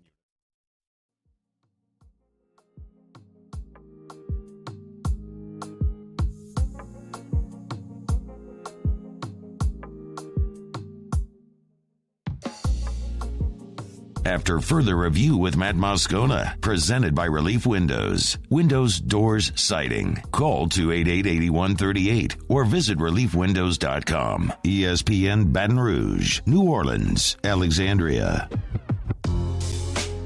He enjoys Victory cigars and pancake blocks. It's time to preview this week in the SEC with Cole Cubelic, presented by Roosters Men's Grooming. Preview, recap, whatever. We're going to run it back one more time with our guy. Cole Cubelic joins us now. How are you, dude? Doing great, Matt. How are you? Was hoping for a better outcome on Saturday, but all things considered, doing really well. I know you were there. Anything about the game surprise you? I mean, I don't know how you couldn't say Garrett Nussmeier's performance. Okay. When he was able to come in, I mean, we knew he was kind of a gunslinger, loves the deep ball. He kind of throws that Jeff Blake deep ball, like looks like going straight up in the air. And I mean, he threw some balls in some windows that just flat out weren't there, and we're able to find some completion Saturday night. I like his style. It's kind of hard not to. If he can reel it in a little bit and kind of get some of it under control and be a little bit more low risk at certain times, he's going to be fun to watch down the road. The self-inflicted wounds, we've talked about it with other games. I mean, you and I have mentioned it. Just one of the things we said last week, quarterback run, had to have that. You know what Jaden Daniels' longest run was? 2 yards? 5 yards. 5 yards. Oof. So catch and run, had to have that. You had a couple of them early. You found a few. Wasn't consistent, but you found a couple of them. 40 had to make some plays. Front seven had to stand up to that offensive line. That did not happen consistently.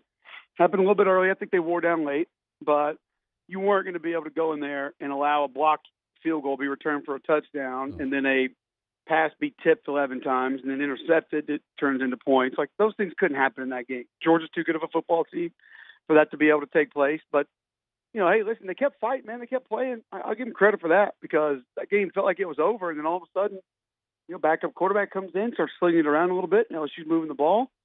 Still, it has to be a better season than 90% of fans were anticipating. I know they exceeded my expectations. And you got a monster right tackle, you got a monster left tackle, you got a damn good tight end, you got maybe the best Swiss Army knife on defense in the SEC coming back next year. Now it looks like you might have your quarterback. So I think there's a lot to be excited about if you're an LSU fan looking forward. Well, you mentioned quarterback there. Are you under the assumption that Jaden Daniels goes pro? And if he does return, what do you think LSU should do? Because that's been a hot topic of conversation here, Cole, about what LSU does at that position moving forward. Well, I guess I should never assume anybody's staying anywhere. I think it was you and I that hit this last week with, Bo Nix left Auburn. Yeah. Bear Bryant's grandson left Alabama. I mean, anybody and everybody are on the board to leave. Anthony Richardson just entered the NFL draft. Yeah. He's not ready to play in the NFL. He just isn't. Does he have a very unique set of skills that are valuable? Yes, of course he does. He's not ready to be an NFL quarterback. Hell, he was average as a college quarterback this year. Not including big explosive runs, which you're not making a living off in the NFL. So, and then, Keaton Slovis in the portal? Like, what? You have legitimate starting quarterbacks at schools that are hitting the portal. Like, Devin O'Leary is in the portal? Like, he's set in stone starter at NC State. Like, what are we talking about? So I guess I shouldn't assume that anybody's staying or going or doing anything, because, hell, nobody knows anymore. Yeah. No, that's fair. The nation's leading passer is coming back next year. Doesn't have to, but he's coming back. Michael Penix Jr. is coming back to Washington. So, I don't know, man. Maybe I just kind of assume that he would probably try to leave, but I don't have no information that tells me that. Mm-hmm. But we should probably have a half of assumption that everybody's leaving at some point. Yeah, so as you and I sit here, it's 4:23 Central Time on Monday, December the 5th, and I just saw a tweet that there are already 700 FBS players in the portal. 700. Today? Yeah, today's the first day of the portal. It's incredible. Well, if you're a graduate, I think you could have gone in before. There are certain rules where you could have gone in for different things, and it's we'll see what happens there. But it's wild, man. Cole Cubelic's with us. He's on Twitter at Cole Cubelic. Y'all give him a follow. Of course, our conversations every Monday with Cole, courtesy of Roosters Men's Grooming Center. Great gift card idea if you need that stocking stuffer or gift exchange. RoostersMGC.com. RoostersMGC.com. Did the playoff committee get it right? Say that again? Did the playoff committee get it right with the 4? I don't know, Matt. Honestly, it's it's 1, 2, and then who knows and who cares. Seriously, it's. I think with TCU, with Ohio State, with Alabama, with Tennessee, and even if you wanted to roll into the who's playing the best football right now, would you not have to include Utah or Kansas State, like teams that look the best right this second? I know they're not going to get in with their resumes and what happened to them, but just we have no clear-cut description of what you should get in for or why you should be in. And I don't really know if I could convince myself TCU should be in. I could convince myself TCU should be out. I could convince myself Bama should be in. I could convince myself they should be out. Same thing with Tennessee. Same thing with Ohio State. So, I mean, I think you're running in circles, and Ohio State probably felt like, the best option for the committee. Yeah. I hate the who would be favored on a neutral site. I don't care about that. If we want to have the gambling Olympics, then let's just have that. And we'll just take the biggest point spreads every week. We won't play the games. We'll move on into a 117-team playoff. Like, what's the point of playing the games? I thought we had learned our lesson the last couple of weeks that, look how many South Carolina went to Clemson and won. Tennessee went to South Carolina and lost. Like, we play these games for a reason. Sure, it doesn't always go that way, but the times that it does are the reasons that we do. So the one thing that I can't stand more than anything else, there's a lot this year with the committee that I can't stand. Specifically, the moving goalposts and some of the discussion, some of the things that just don't even out, but is placement. Like, man, I have no time for placement. I don't care what you don't want in the first round. I don't care what you're trying to avoid in the championship game. Rank your teams based on what you think they are and let the chips fall where they may. That's the way it goes. Like, Roger Goodell's not sitting there going, yeah, I know this is a wild card game, guys, but it would be really better if Green Bay didn't have to play this game and we just moved them on and they could go ahead and play in the next round against a better opponent. So we're just not going to have this game. Like, that's not how it works. Give the teams that earned 1, earned 2, earned 3, earned 4 their spots, and then just play it out. Like, and we've seen this in previous years. Well, they're moving so-and-so up just in case so-and-so loses, then they can be in. What? And I don't know if the committee members really think that way, but there have been a lot of things that have happened that have pointed to it appears so strongly to be that way that it's likely that it is. Sure. And I can't handle the placement, man. I just and here's what's the dumbest part about it. Do you know what kind of a number Ohio State and Michigan round 1 would do, semifinal game? Well, you're talking an NFL playoff number. Yeah. It'll be massive. Do you know, and for the people who think that, they're intentionally keeping Alabama out, do you realize the two numbers if they just said, all right, we're going to do Ohio State, Michigan, Alabama, Georgia? I mean, you're talking 220s at least for those two games. So it would have been better for business. But still, trying to avoid and do different things. And we saw it last year with, and they've still got an all-SEC championship last year. But it's just that's the part of it that I can't handle. I can't sit here and tell you clearly, definitively, one way or the other, TCU, Bama, Tennessee, Ohio State, who's better.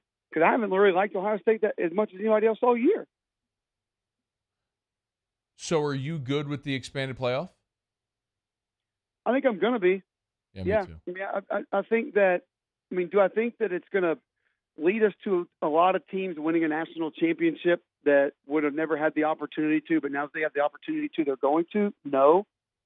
But all it takes is for one seed to get knocked out in their first game, and then, all heck could break loose.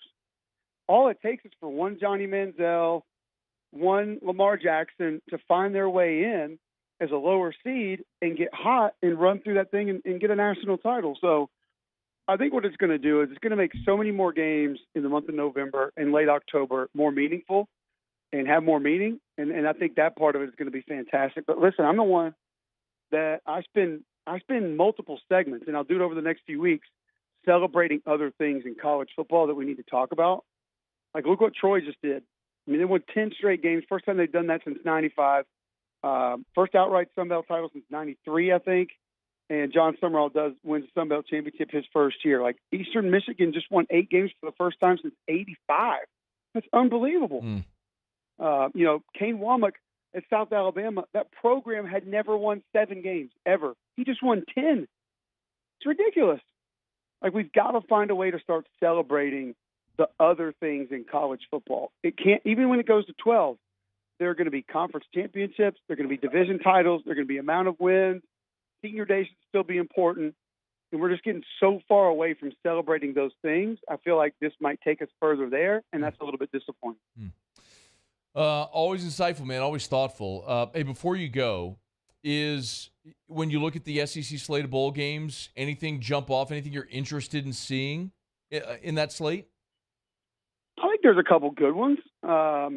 I think LSU's matchup's intriguing. I think South Carolina's matchup is intriguing. So, here's the problem with it.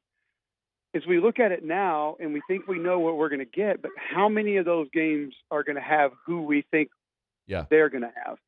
So it's hard to even say I'm excited about this, that, the other until we know who's playing, who's not playing. And some of that we won't even know until the week of the game when, so-and-so's got a shoulder bruise or so-and-so's got his feelings hurt or so-and-so has a hamstring. They're not going to play.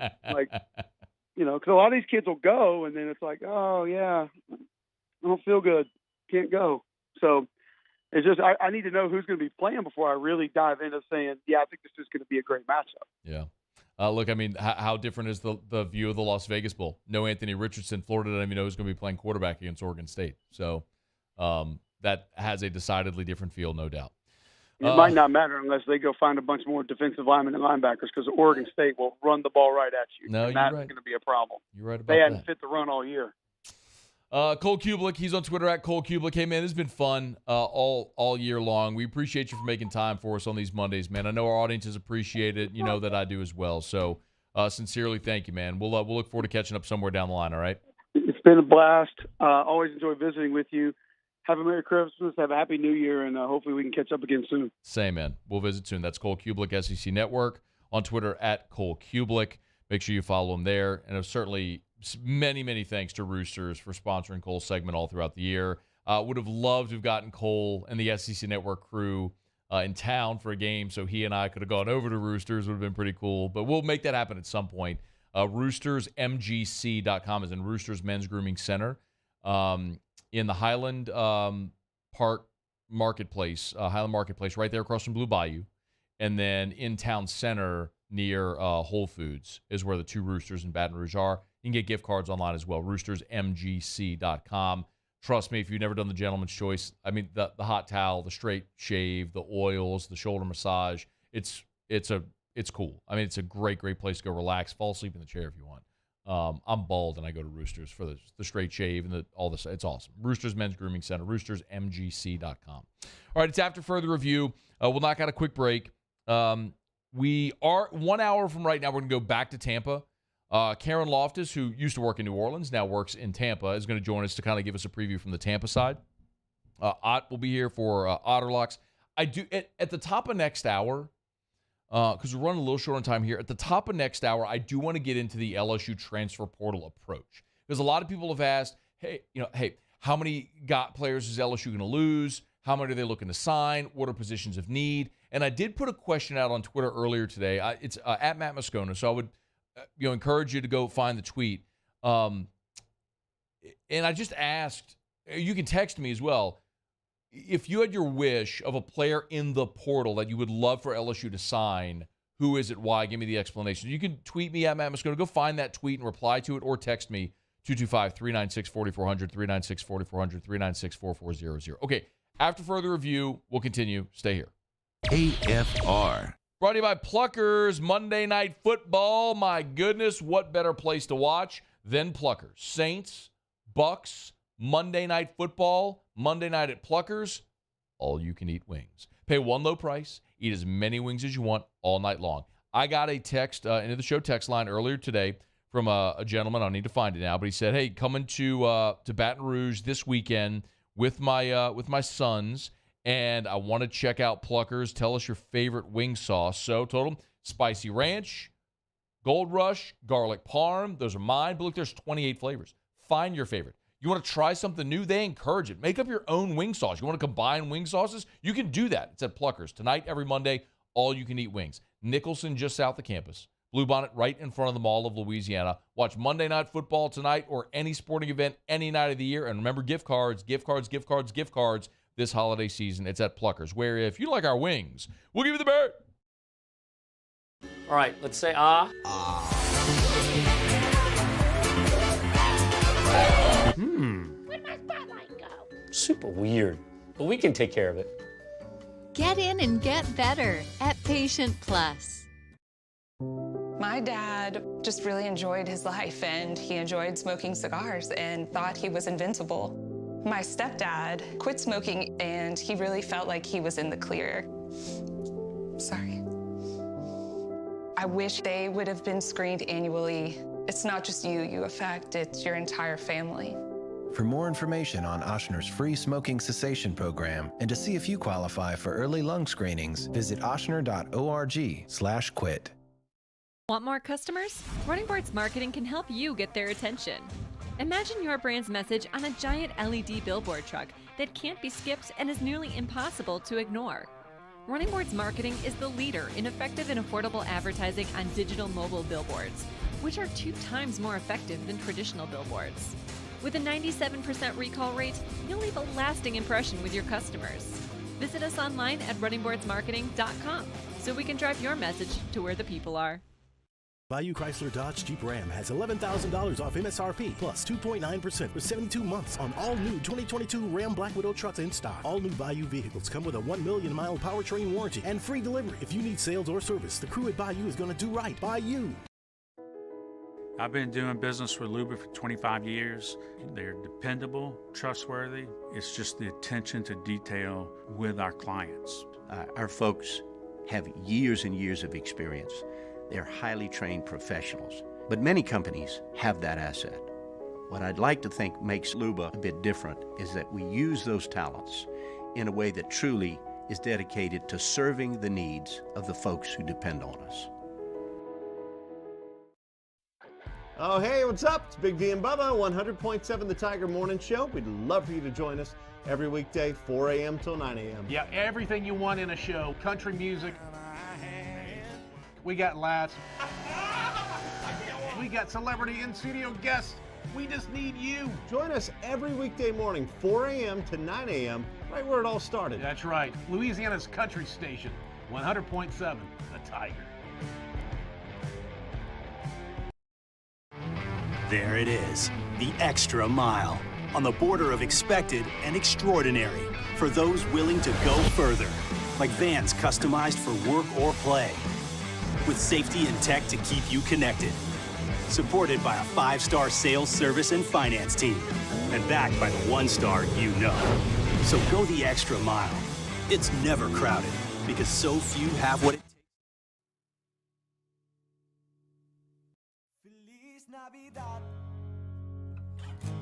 Feliz Navidad. Feliz Navidad. Prospero año y felicidad. After further review with Matt Moscona, presented by Relief Windows. Windows, doors, siding. Call 288-8138 or visit reliefwindows.com. ESPN Baton Rouge, New Orleans, Alexandria. They just brought it, especially in the second half. They picked up their energy. You know, we picked up our force, our pace defensively, flying around. That's what it's about. It was fun to watch.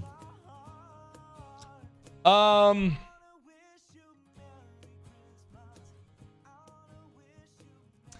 considering a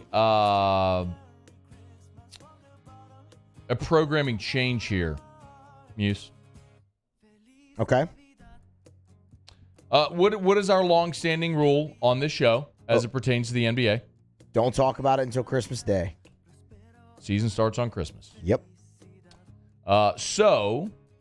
Because we like this Pelicans team a lot. Yeah. We have found what we talked about, a sort of creative way to justify talking about the Pels. After last night, and so basically we've just said every day when the Pels play, it's Christmas. So we play Christmas music and we wish each other Merry Christmas, Paulie, by the way.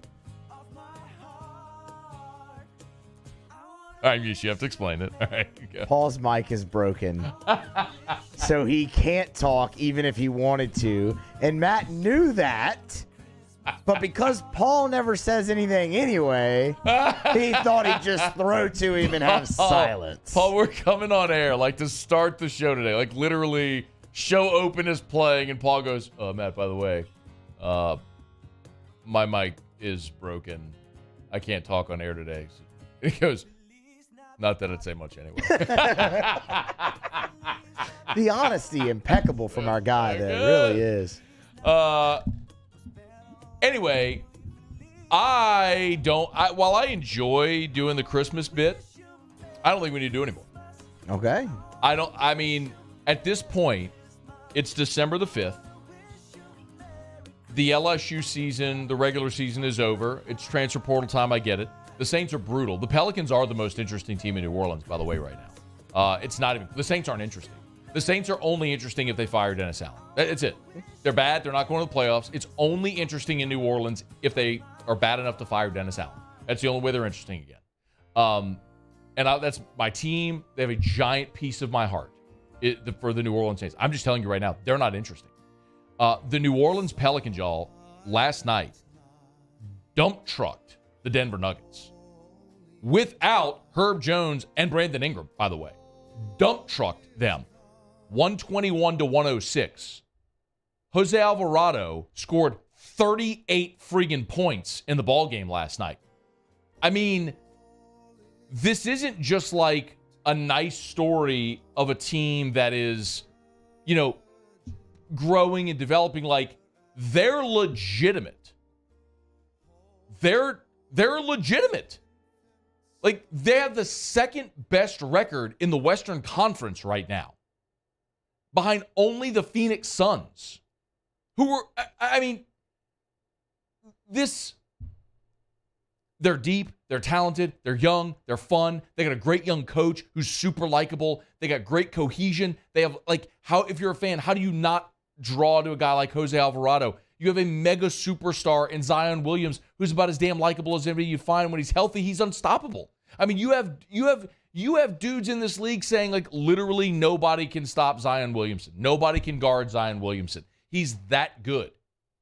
You got a great veteran player like C.J. McCollum who's going to the Hall of Fame, who I think is the best, and many of you agree, and I'll be biased, the best defensive player in the NBA, and Herb Jones, who's developing into that, certainly. I mean, this team has everything. When you can be without two of your starters, and not just starters, dudes, B.I. and Zion is your best player. And Herb's your best defensive player. He's going to be in the running for Defensive Player of the Year this year. Those two guys don't play. You're playing one of the best teams in the Western Conference. You blow the doors off of them. It's no longer just a funny little bit to talk about this team. No, don't get me wrong. We're going to play Graf. Give me Graf, by the way. Give me Graf. I don't care. Just second touch of the game, but he gets the steal. Now alley-oop Zion! Half court! Flush it in two hands. Give me another one. And by the way, do you have some Christmas music still? If you have it still going, pot it up. Cool. Now give me Graf. Graham back to Jose. Pop the right wing three over Jordan. And a heat check for Jose Alvarado. His third made three. 11 points. Jose. 34-33. Give me number 6. Now Najee. Up top Trey. Deep straightaway three. From Gretna. That's a West Bank three right there, baby. Oh, man. Give me more. Zion, head of steam. Kick it out to Billy. Extra pass, Trey. Drives to the rack. And will slam it in over the MVP. Get out of the way. Right hand power dunk. Muse texted me earlier and said, what did you say? I want to go read the test. I want to read the text. It said... Hold on. I have it right here. Might be the best batch of Graf calls all season. Give me another one. Give me more Graf. Now Murray. Backs off, got it to Trey. Fly by on Cha-Cha. Back to the rack. Tomahawk dunk number 2 over Nikola Jokic. Timeout, Mike Malone. Trey Murphy III has brought the house down. What was the first 3 seconds there? I think that was gibberish for a second. Do it again. Now Murray. Backs off, got it to Trey. Fly by on Cha-Cha. Back to the rack. Tomahawk dunk number 2. Hey, that was just total gibberish because he saw the tomahawk dunk. Give me 10. Give me the Zion one. Give me 10. In case of emergency, break glass and bring in number 1. That's all. They just isolated it. He's such a beauty. Oh, man. He's a beauty. Yeah. I mean, Muse, maybe we could make this the poll question in some way about Pelicans talk or something. But I honestly don't even care what people vote. This team warrants conversation, a legitimate conversation. I don't care that it's December. You can kill the music now. Thank you. And from now on, because I want upbeat Christmas music now. Like, I want like Christmas and I want Christmas and Hollis. I want like good stuff. Like, give me upbeat Christmas music that this team deserves at this point. All right. Like but we don't need the bit anymore. I don't think we need the bit anymore. It's fun to do, but I mean, maybe that could be the question. Do we keep the Pels Christmas bit or just talk Pels? Yeah, like something like that. Something like that. Yeah, let me know. Okay, it's after further review.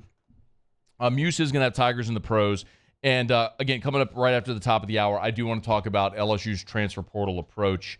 We're brought to you by Cubelic Tire and Auto Service, ShawBillsTire.com, bumper-to-bumper auto service and name brand tires at wholesale prices. You know where to find them, 17 locations across South Louisiana. They started in Morgan City back in 1968. And over the past 54 years, they've continued to grow to 17 locations, maintaining local ownership, and they'll always treat you like family. They'll sell you name brand tires at wholesale prices. They're always going to treat you like family. That's Shawbills. ShawBillsTire.com. ShawBillsTire.com. Shawbills, where we keep you rolling. Also, we got to get to our college football takeaways. And Karen Loftus, who covers the Bucs down in Tampa, is going to join us about 45 minutes from right now. Glad you're here. We'll do Tigers in the Pros next. Stick around.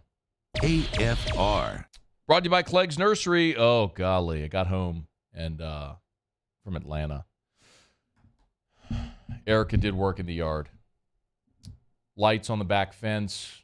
We have like a snowman family now in the front yard. A Santa that's holding a teddy bear in the front yard. If you need all of your Christmas decor, Clegg's has it. You want to turn your home indoor or out into a winter wonderland, Clegg's can help. Great selection of Christmas trees over at Clegg's Nursery. Any of the 4 locations, it's not too late to go get that Christmas tree. So get that tree, get it decorated. If you need your indoor or outdoor decor, they've got you. Bring the magic of Christmas into your home. Enchanting poinsettias, they've got that. These are special. They've got thousands, all different varieties and species all over. You can find them at Clegg's Nursery. Any of the 4 locations, pre-lit Christmas trees as well, wreaths, garland, they've got it at Clegg's Nursery.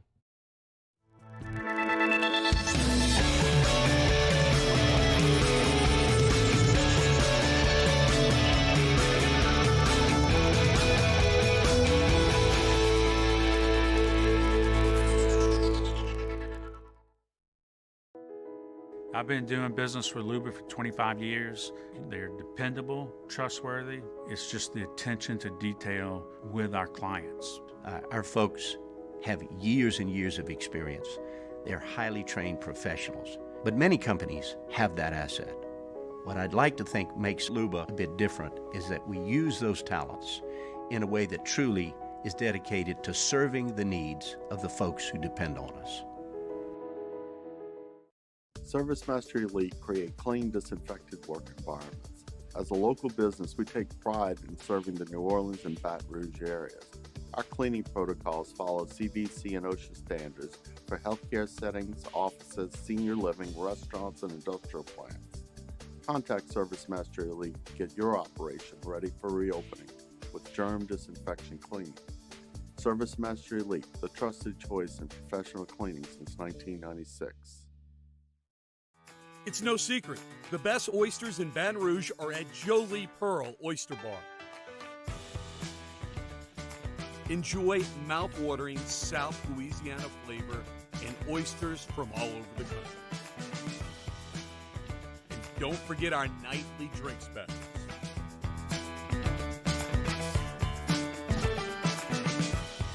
Jolie Pearl Oyster Bar, located in downtown Baton Rouge.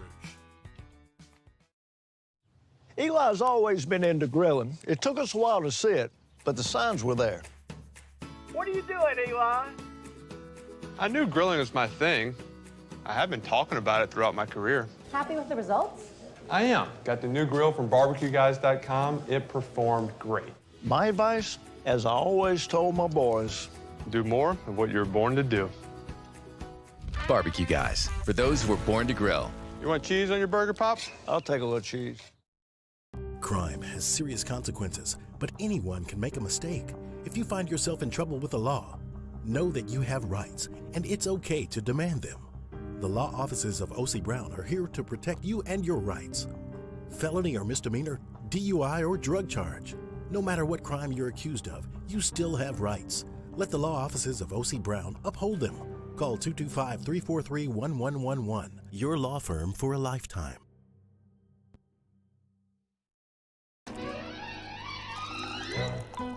Le posso offrire un caffè? Andiamo insieme da me, non c'è.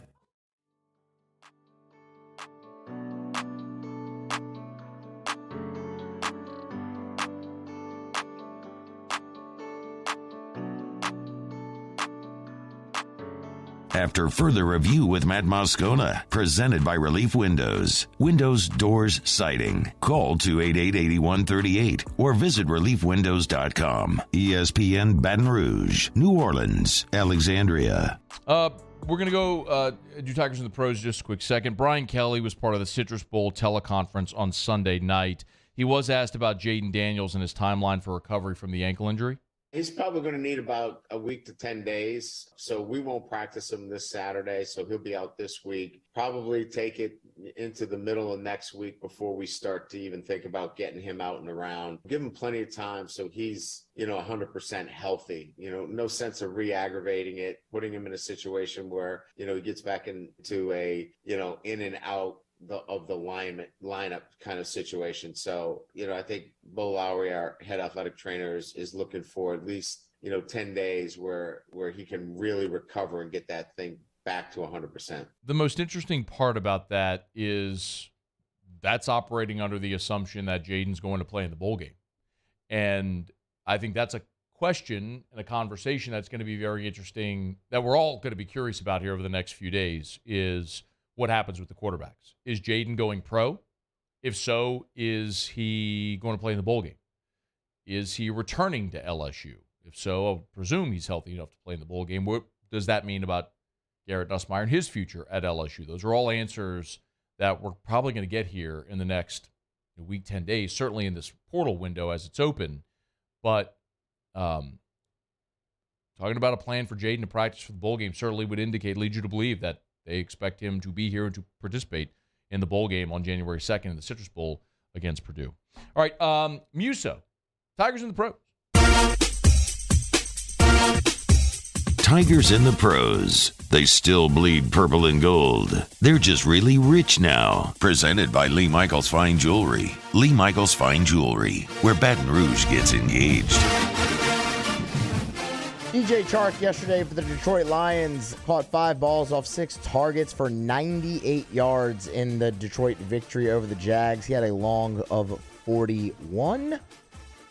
Big day for Justin Jefferson of the Minnesota Vikings. They pretty much are all big days for Jets. 7 receptions off 11 targets, 45 yards, and a touchdown. Also carried the ball twice for 11 yards in that game. Interesting enough, his longest reception in the game, only 10 yards. Defensively for the Vikings, Patrick Peterson, 3 total tackles in the game and another interception. For the Baltimore Ravens, Patrick Queen, 9 total tackles in the game. PQ also totaled 1 of them for a loss. The Ravens won a boring football game, 10-9 over Denver. The Cleveland Browns, Cade York, one of his better days as a pro so far. 2 of 2 on field goals with a long of 43.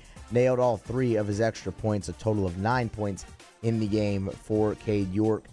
Grant Delpit, the star on defense for Cleveland when it comes to former LSU players. 5 total tackles in the game and 1 pass defense. Joe Burrow, 3-0 now in his career over Patrick Mahomes. 25 of 31 for 286 and 2 touchdowns, no interceptions in the game. Burrow also carried 11 times for 46 yards and a touchdown. 3 total touchdowns and well over 300 total yards for Joey B. Jamar Chase made his return from injury, caught 7 balls off of 8 targets, 97 yards, a long of 40, did not find the end zone. NBA action last night. Cam Thomas, 9 minutes off the bench for the Brooklyn Nets. 8 points in those 9 minutes. The majority of them coming at the free throw line, 5 of 6. Did total an assist. And then finally, Trendon Watford last night, 17 minutes off the bench for the Trailblazers. 1 of 2 from the field, 2 points, 2 boards, 4 assists. That's Tigers and the Pros. Presented by Lee Michaels Fine Jewelry, LMFJ.com. Gentlemen, thrill her this holiday and Christmas season with a gift in the red box from Lee Michaels. She'll always know it's a sterling surprise whenever you give her a gift in the red box. Lee Michaels Fine Jewelry. And if you're thinking of popping the question this holiday season, go to Lee Michaels, where they have helped Baton Rouge get engaged for 40 years. LMFJ.com, LMFJ.com. 2 locations in Baton Rouge, 9 in all. It's Lee Michaels Fine Jewelry, LMFJ.com. All right, y'all, Sports Center coming up. Get you caught up on national headlines. When we come back, we're taking a look at LSU's transfer portal approach. Don't you move. It's AFR.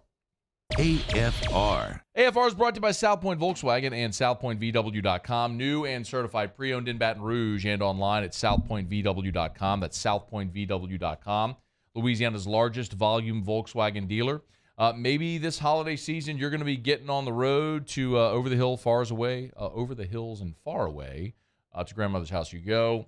How about in a brand new Volkswagen from South Point? The Atlas is the 3-row, 7-seater family SUV. They do have inventory on the lot. I would highly recommend go to the website, shop them online, hit the new vehicles tab right there. You'll see all of their inventory, new or certified pre-owned. You'll see actual pictures of the vehicle that's on the lot there at South Point Volkswagen. And if they don't have what you're looking for, they'll get it for you. They'll order it and get it delivered to you. And remember, you get the great German engineering, all the safety technology, the great gas mileage, the style, feel, performance of luxury without the cost, and manufactured right here in USA at their Tennessee plant. South Point Volkswagen, what's your direction? Gulf Coast Bank and Trust is giving our customers the power to bank anywhere, anytime during this challenging event. And we're right there with you. Our mobile banking app is a smart way to manage your money and time. Gulf Coast Bank and Trust, the bank that cares about you. There it is, the extra mile. On the border of expected and extraordinary for those willing to go further. Like vans customized for work or play. With safety and tech to keep you connected. Supported by a 5-star sales, service, and finance team. And backed by the 1-star you know. So go the extra mile. It's never crowded because so few have what it takes to go there. Mercedes-Benz Vans. I'm Chris Nakamoto, and here's what we're working on for our stories on WBRZ Channel 2 tonight. Michelle Hale, accused of poisoning both her husband and long-term boyfriend, is on trial fighting to stay out of prison. She's facing second-degree murder charges. Prosecutors say the men were poisoned with barium, and her lawyer contends it came from the groundwater. More on what happened in court today. I'm Chris Nakamoto from WBRZ. Watch more tonight on WBRZ Channel 2. Louisiana. It's a place defined by culture, by pride, by passion, by people who do more than love this place. They celebrate it, elevate it, champion it. They are the individuals who embody what makes Louisiana great. The companies that make Louisiana a better place to work and live. The nonprofits leading transformational change in our communities. Champions of Louisiana are all around us, and LWCC is proud to celebrate them because we've always been Louisiana loyal, supporting the workers, the innovators, the change agents of this great place we call home. Who are the champions around you? Together, we can share their stories. Together, we can help our home state thrive. Together, we are Louisiana loyal. Always.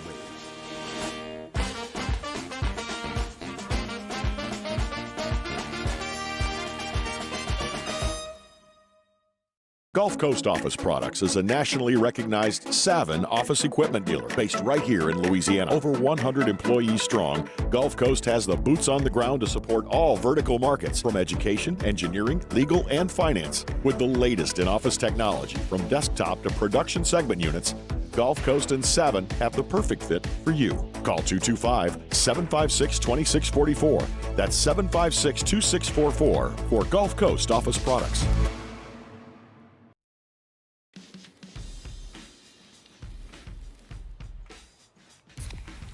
light beer shouldn't taste like water. Miller Lite has more taste and only 96 calories. It's Miller time.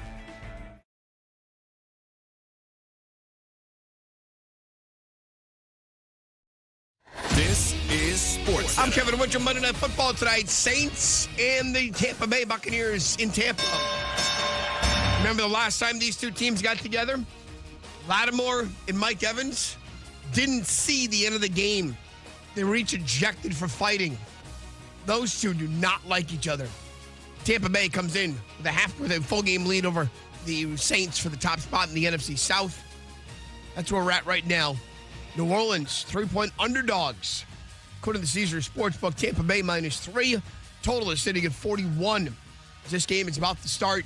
Well, it'll start hours from now, but Monday Night Countdown is about to begin on ESPN television. 45 minutes from now on Monday Night Countdown, we will officially announce the Heisman finalists for this year's Heisman Trophy Award. The Heisman will be presented on Saturday night in New York City. Major League Baseball this afternoon. Not Tampa Bay. Justin Verlander. Tampa Bay didn't do anything. Justin Verlander of the New York Mets agreeing on a 2-year, $86 million deal. Trey Turner signs an 11-year, $300 million deal with the Phillies. The Yankees re-sign their GM. ESPN Radio is presented by Progressive Insurance. Progressive Commercial Insurance can protect your small business with over 30 coverage options. An easy-to-use mobile app, personalized discounts, and more. Get a quote in as little as 6 minutes at progressivecommercial.com. Discounts and coverage selections not available in all states or situations. Matt Moscona. I'm very important. After further review. Say it one more time. After further review with Matt Moscona. And here we go. ESPN Baton Rouge, New Orleans, Alexandria. Live from the Mercedes-Benz of Baton Rouge studios. That's right.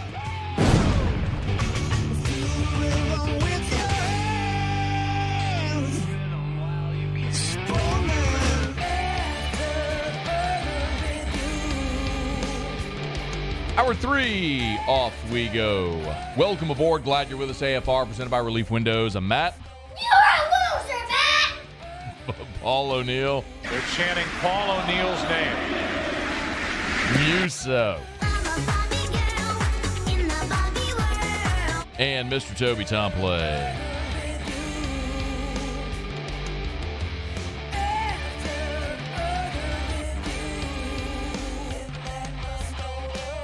All right, we're here. Glad you are as well. 5 o'clock, quitting time. Glad you're driving home with us. Bottom of this hour, we'll head back to Tampa. Karen Loftus will join us. She covers the Bucs.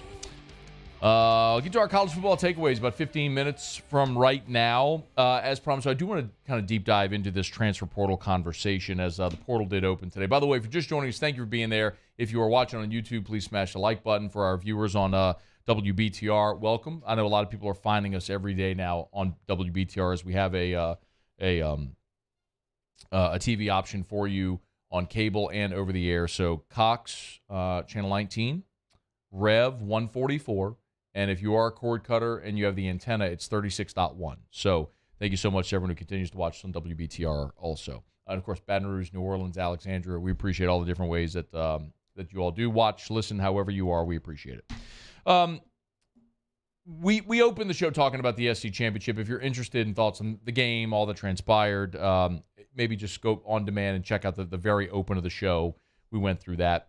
But such a busy day because not only is it recapping that, all the bowl announcements have now been made and Monday Night Football, but also today the transfer portal opened. The transfer portal window opened. It's hard to know definitively what the number is. Like Max Olson reported earlier today, there were some 400 players in the portal. Stephen Miller tweeted me this from Richard West of Richard West's affiliation is he calls himself the #1 breaking news reporter in South Knoxville and vice president of the Southeastern Sports Foundation. He said as of 3:30 today, there were 2,468 players that had entered the portal in FBS Division I. 2,468. Now, maybe that includes players that had already been in the portal. This one is interesting. This is from Sport Source Analytics. Sports Source Analytics, which refers to themselves, they're the official analytics platform of the college football playoff. So for whatever that is worth, they note, and this was a tweet 1 hour ago. So just for some context about how active a day it has been in the portal, 667 players. This is as of 1 hour ago. 667 players entered the portal today. That's an all-time daily record, they note, exceeding the previous high of 270 set on November the 21st. Of the 667 entering the portal today, 62 of them are quarterbacks. There's 130 FBS programs. 130. 62 quarterbacks have entered the portal today. So, and honestly, that seems like a lot, but if there's 667 players in the portal, so roughly 1 out of every 10 is a quarterback, that kind of makes sense because only one quarterback can play. So you would assume that if you have depth at positions, guys would enter the portal. But from specifically an LSU standpoint, it is going to be worth watching here in the next couple of days what happens with the quarterbacks. Now, Brian Kelly addressed Jaden Daniels' injury, said and talked as if they're getting him ready to play in the bowl game. And I want to remind you that Brian Kelly said they've had those conversations. He had a really good sense of his team, but who was going to be back. As a matter of fact, he was asked on the Citrus Bowl press conference about academic eligibility and who may opt out of bowl games. Here's what Brian Kelly said on Sunday night. Yeah, we'll have that all sorted out over the next 24, 48 hours. Certainly, you don't worry about academics just one day. We've been on it since we've got here. Could there be somebody ineligible? There might be. We have some guys that have to continue to do some things at the end here, but we've made great strides there. And then there's guys that are evaluating whether, they should be playing in a bowl game or should they, be working out and preparing for, an all-star game or, should they be preparing to, get better for a combine run? Look, those are all things that we'll help and counsel our guys with, and we'll give them both sides of the story. Then ultimately it's their choice. I want to stress again, LSU, while it has been a very loud and busy day around college football with guys entering the portal, it's been very quiet relative to LSU. Some of the guys that have entered the portal are guys who had already declared they were going to do it, like Antoine Sampa, Phillip Webb, like guys we knew were entering the portal, just made it official that they did today. But as far as new players, none have happened.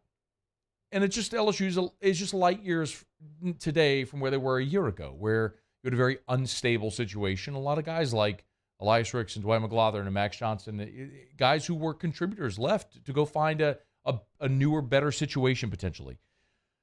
I don't know that you're going to be hit like that. The question for LSU this year is, what positions are you going to lose depth, and what guys are going to leave early for the draft? Really is more the question. When you talk about the quarterbacks, obviously, what happens with Garrett Nussmeier and Jaden Daniels is number one. That's got to be the first most important thing. If Jaden is coming back for another year, y'all know how I feel about that. Fantastic. Give me a guy who's got 40 career starts under his belt, who led you to the SEC West Championship this year. Give him another year with this staff, with these coaches, with these players, that in this system all to continue to grow and develop. And we've seen what a fifth year can do. We saw it with Burrow. We saw it with Zach Mettenberger. You saw it this year with a guy like Hendon Hooker. Yes, give me a fifth-year guy with all that experience. Absolutely. But what does that mean for Garrett? Does Garrett Nussmeier transfer out? Maybe. I don't have the answer to that. But with a day like today, when you see 600 players in the portal, 60 of them quarterbacks, it's understandable that you would get that decision very soon, because you got to know where your option is going to be if you do leave the place you are. Where's your option for next year, right? If a team that's looking for a quarterback looks at the quarterbacks currently in the portal and goes and signs one of them, then that spot may not be there for you any longer. So, yeah, that's why you do see a lot of guys jump in the portal immediately to know what options are available to them. And if you're in the portal, you can always exit. You can always remain at the school you're at, but you can see what options are there for you. So that's going to be first and foremost what happens there. Brian Kelly was asked about, and this was interesting because he sort of dodged it a little, but he did ask about positions of need in the portal for his team right now.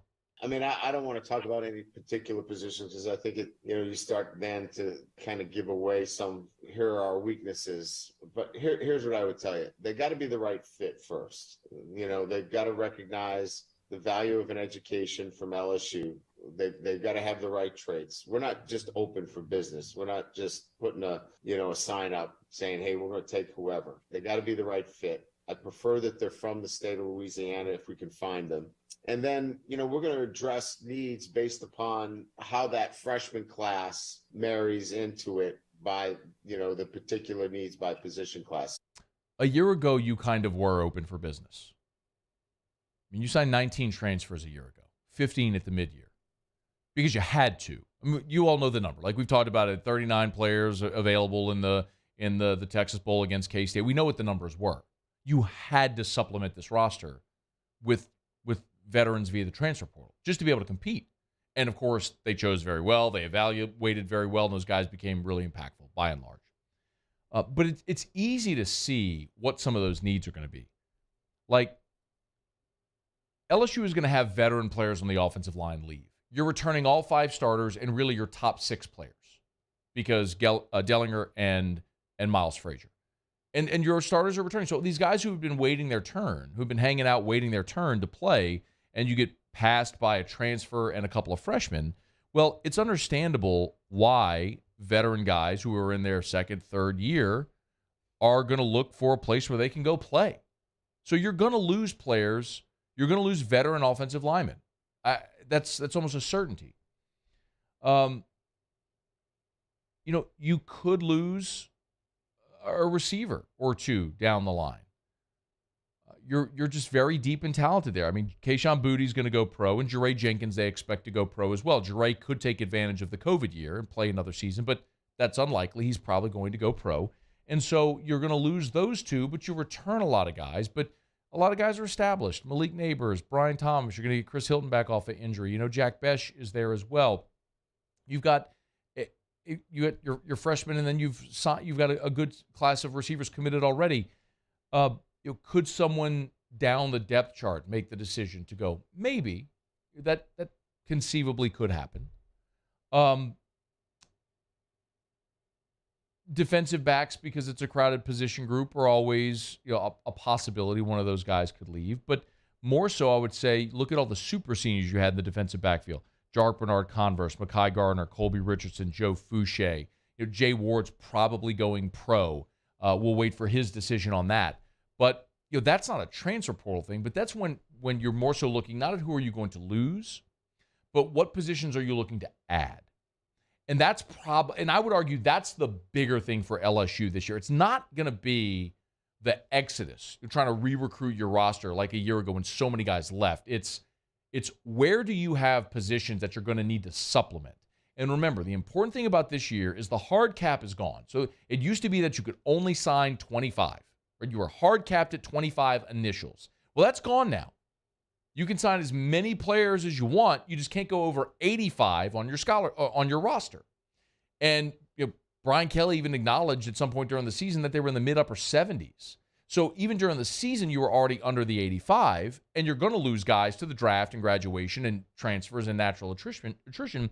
So I can tell you the number that they're kind of looking at, and again, this is a loose number, but it's a pretty good estimate, is probably 25 high school kids and somewhere around 8 to 10 transfers, depending on, who stays, who goes, what your numbers actually look like, and who's available. So you're going to be looking to sign somewhere in the low to mid 30s in this class when you look at freshmen and transfers. So yeah, I mean, you're going to be looking at adding depth on the offensive line for sure.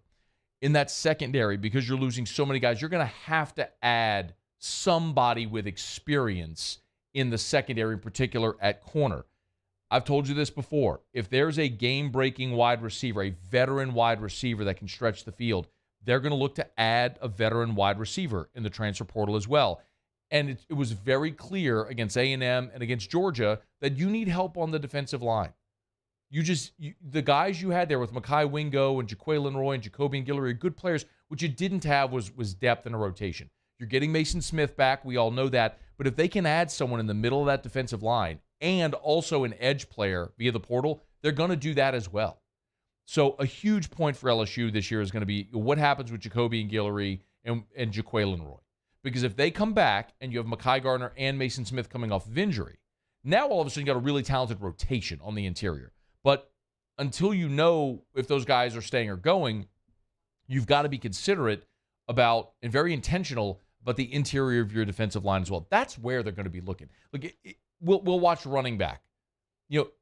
Josh Williams has another year. John Emery could return. Armani Goodwin's coming off of injury. You've got bodies there, and you got 2 freshmen coming in. But Noah Cain has another year. But what if somebody leaves? And they could, because that's crowded and there's only one ball and not enough reps to go around for all these guys. So someone could leave. So do you add, if there's a possibility of adding a talented running back via the portal? Sure, you look there as well. But if I had to look at it, I'd tell you there's a chance they'll add a running back. Really good possibility they add a receiver. You're probably looking for a couple of offensive linemen, probably a defensive tackle, an edge guy, and probably a couple of players in the secondary. I mean, right there, you're looking at 8 players. And that's probably what you're looking. And depending on what happens with quarterback, potentially a quarterback as well, if you need veteran presence there. I'll remind you, Brian Kelly signed Jaden Daniels this year. His last year at Notre Dame, they added Jack Cohn from Wisconsin. He's not opposed to adding a veteran quarterback to that room if you need to add someone with some experience to go compete. But you got to wait and see how it shakes out with your guys first. So as the transfer portal window opens here, we're keeping an eye on those positions, but it's more so going to be for LSU, not players jumping into the portal. It's going to be what guys on this roster decide they're going to go pro, who's opting out of the bowl game, and that's going to determine more so what spots you have to add from the portal and on your incoming freshman class. But in a big reason why that's transpired the way it is also is that 2020 signing class. That 2020 signing class, normally when you're looking at who's going to leave early or who's going to go pro, look at LSU's 2020 signing class. It's been decimated already. You're going to lose Kayshawn early to the draft. You're going to lose B.J. Ojulari early to the draft. And maybe Jaquelin Roy. But, look at the 2020 class, y'all. Eric Gilbert, he's already gone. Eli Ricks, already gone. Booty and Roy are here. Philip Webb, gone. Toll's gone. Ojulari's still here. Guillory's still here. Antoine Sampa's already gone. Marcus Dumerville's probably one of those guys who might be a transfer risk. Trey Bradford's already gone. Josh White gone. Max Johnson gone. Eric Taylor gone. Dwight McLaughlin gone. Coy Moore gone. Marlon Martinez hasn't played. Alex Adams gone. Cole Taylor's still here. Ali Gay was a JUCO guy. Xavier Hill hasn't played. And TJ Finley's already gone. So you don't really have a lot of flight risks from that 2020 class, the juniors, because most of them are already gone. So, again, more so keep an eye on who LSU may target coming in than who you're afraid might leave.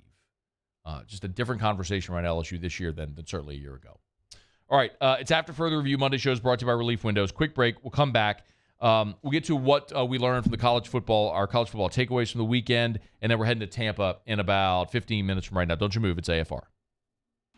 AFR. Get Gordon and get it done. Want to remind you, today is the last day to enter for the Gordon Gives Bike Giveaway 2022.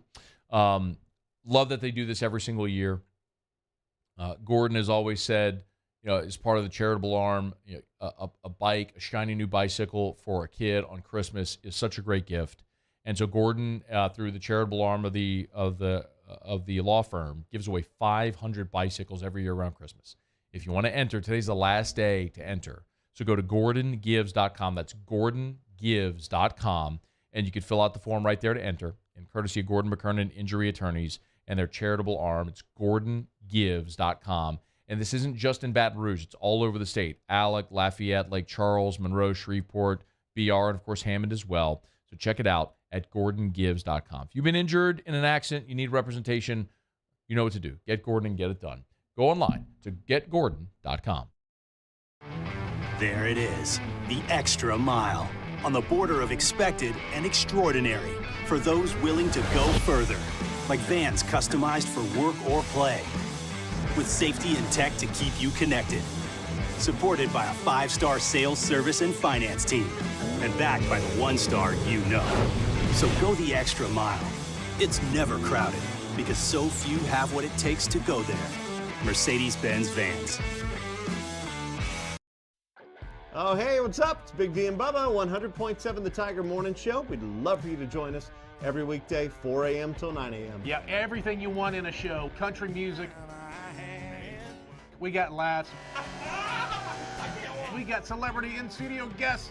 We just need you. Join us every weekday morning, 4 a.m. to 9 a.m., right where it all started. That's right. Louisiana's country station, 100.7 The Tiger.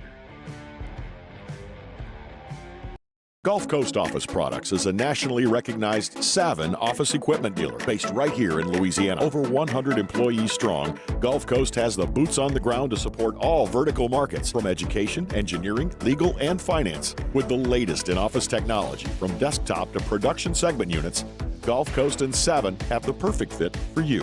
Call 225-756-2644. That's 756-2644 for Gulf Coast Office Products. ServiceMaster Elite create clean, disinfected work environments. As a local business, we take pride in serving the New Orleans and Baton Rouge areas. Our cleaning protocols follow CDC and OSHA standards for healthcare settings, offices, senior living, restaurants, and industrial plants.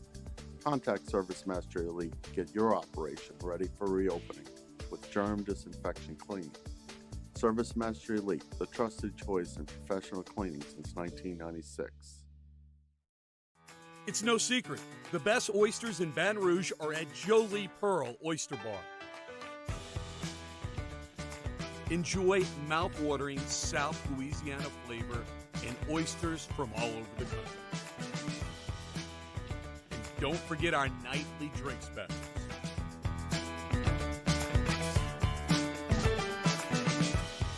Jolie Pearl Oyster Bar, located in downtown Baton Rouge. Eli's always been into grilling. It took us a while to see it, but the signs were there. What are you doing, Eli? I knew grilling was my thing. I have been talking about it throughout my career. Happy with the results? I am. Got the new grill from barbecueguys.com. It performed great. My advice, as I always told my boys, do more of what you're born to do. Barbecue Guys, for those who are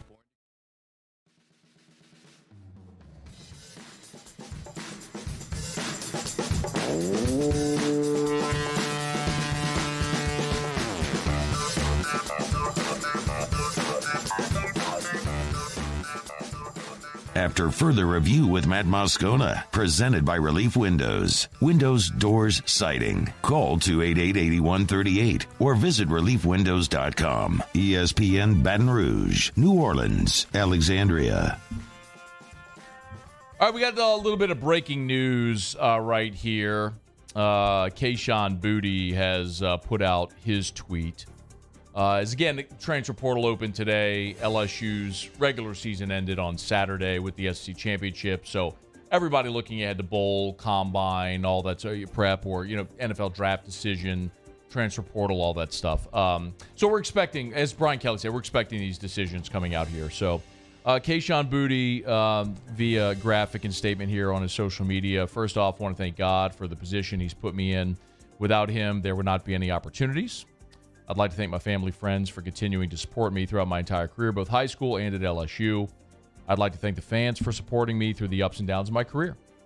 LSU's been nothing but amazing to me. My growth under the new staff has helped me reach new levels. While we did not achieve our overall goal, we still fought and produced results that will be a stepping stone for future success.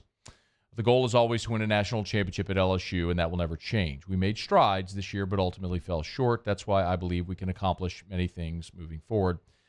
He writes, I believe in this team, coaches, strength staff, nutrition staff, and training staff. It is important to follow your dreams and live with the results. While some stories will end here, mine will not. let's lock in and focus on the main goal of any LSU Tiger, winning a national championship. Hashtag BK Takeover. Signed Kayshon Boutte. Y'all. Kayshon Boutte is coming back for a senior season at LSU. What? Crank it up, you! I kind of even want to say it now. I kind of want to say it. I want to sing it. I want to do it. I don't blame you, but don't do it. I want to do it. Don't do it. Hey! No, I'm not going to do it. I'm not going to do it. No. Now, if this was whiskey and wine, I'd be on it right now. Y'all, of all the super dramatic, I feel like Susan Waldman. Broad dancing George's box of all the dramatic things you've ever seen in your life. Stop. It's a Yankee joke. I will literally and I'm doing this on the fly. Like, we went to break, this just dropped.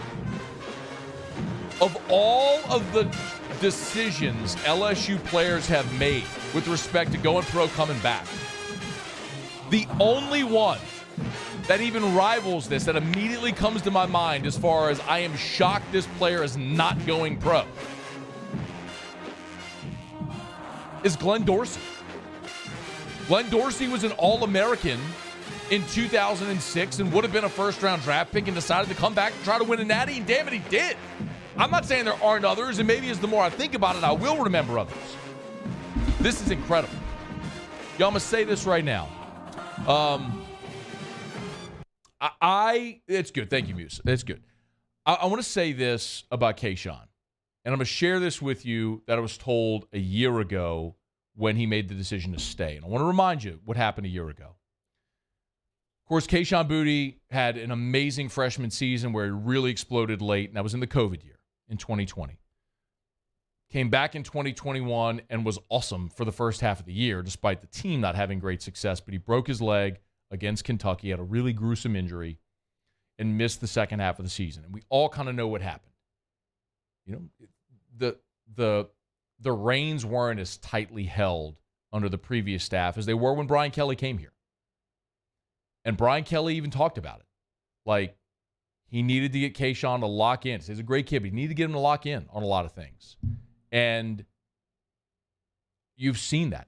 And Kayshon even points that out in his letter saying, my growth under the new staff has helped me to reach new levels. He's pointing that out there. His appreciation for the way the staff has helped him grow and learn. One of the things I'll tell you, and remember, off season, Kayshon was awarded the number 7. He was a captain. Like, all of those things showed great progress for him throughout the offseason. But I will tell you this definitively, that when he was being pursued a year, and he was being pursued primarily by Alabama. Ain't no reason to mince words. And of course, transfer portal was a big deal. We know Ricks went to Bama and whatever. And major hat tip to Gordon McKernan. I'm going to say it again. I know I endorse Gordon here, but I'm going to say this again out loud. Gordon stepped up and made sure Kayshon stayed here. And Kayshon's been through a lot. Of course, we know that he became a father this year as well. But I'm going to tell you one thing I was told a year ago. Definitively, why it mattered tremendously for Kayshon when he had the opportunity to stay. And that's that when you look at guys from the state of Louisiana who have created this incredible wide receiver pipeline to the NFL, when you look at Odell and Jarvis and Jamar and Jets, what do they all have in common? Aside from the fact that they're all freak shows. They were great in college and gone on to great starts to their pro careers. What do they have in common? They're from Louisiana. And for Kayshon that mattered to him. It doesn't matter to everybody, and that's okay. It's okay. It's not going to matter to everybody.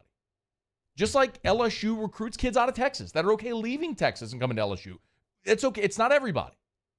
But for some people, it matters being from this state and representing this state and wearing that uniform and being the next in line of the great ones to wear that uniform.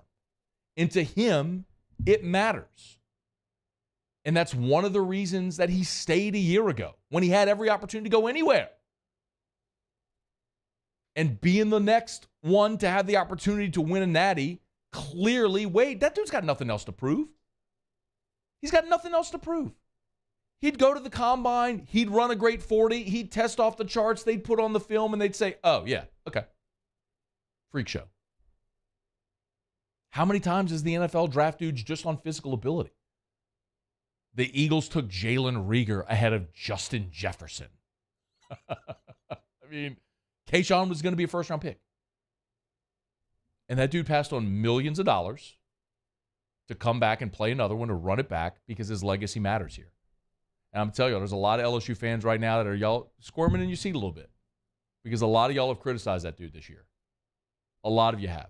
And it's all right. I'm not pointing the finger. I'm not calling you out or anything. Like, I guess maybe I am a little bit. But it's a good reality check for a lot of adults who criticize young people, because you don't always know what's going on. And I'm not going to lie to you. I'm not going to sit here and tell you I expected this. I'm telling you straight up, I fully expected Keyshawn Boutte to go pro. I did not in any way expect this decision. So this isn't I told you. I'm as shocked as you are. But I'm telling you, what I do know is that being from Louisiana, a kid who went to Westgate, who sees himself as next in line among those great receivers who have had great careers here and gone on to do great things at the next level, that matters to him. And to be able to punctuate it, win a championship, that matters to him, clearly. It's a big reason why he's coming back. So, man, if you were just joining, haven't seen, Keyshawn Boutte announces he's coming back to LSU with a goal of winning a national championship. He'll play a senior season in the purple and gold. What an awesome, awesome surprise today. And what validation also for Brian Kelly, this staff, and the way they do things, isn't it? Isn't that amazing validation? That the guy, when Brian Kelly was introduced, he was asking, what do you know about Keyshawn Boutte? He said, I know his name. And now here's this guy, the growth, the progress in one calendar year, to say, yeah, I'm passing on millions of dollars to come back to win here with this staff, with these dudes, try to win another one for LSU. Awesome. Keyshawn Boutte coming back for senior year. Okay. Wow. Woo! Did not expect that today. Fired up for it, though. Let's see if that becomes a Pied Piper effect. Maybe not, but I mean, you got to wait on a decision from B.J. Ojulari. You got to wait on a decision from Jaquelin Roy, Jacobian Guillory, Jay Ward. There's guys that got decisions coming. The biggest one, though, just had his day and his moment. Keyshawn Boutte coming back for a senior season. All right, let's head to Tampa. We're a little late. Karen Loftus joins us next. AFR. AFR. Brought to you by the Baton Rouge General Hospital, brgeneral.org, brgeneral.org for the Baton Rouge General Hospital, expanding healthcare in the Baton Rouge General area and making everybody's holiday a little brighter, literally, with the holiday lights at the Baton Rouge General. If you've driven down Bluebonnet, you can't miss it, especially at night when it's all lit up. They do this big, giant lights display on their Bluebonnet campus. So when you turn off a Bluebonnet onto Picardy, it's like right there on the left. You can go to the website anyway to learn more. You can see the map of where the lights are, where you can park, how you can get tickets, all that sort of stuff. It's at brgeneral.org, brgeneral.org. This runs through New Year's Eve. So anyway, it's a great opportunity right now if you want to get in and go see the holiday lights at the Baton Rouge General Hospital. Again, brgeneral.org, brgeneral.org for the Baton Rouge General Hospital. Expanding healthcare in the Baton Rouge area. You can always learn more. You can see their locations. You can learn more about the Mayo Clinic Care Network. It's the Baton Rouge General Hospital. brgeneral.org. I've been doing business with Luba for 25 years. They're dependable, trustworthy. It's just the attention to detail with our clients. Our folks have years and years of experience. They're highly trained professionals, but many companies have that asset. What I'd like to think makes Luba a bit different is that we use those talents in a way that truly is dedicated to serving the needs of the folks who depend on us.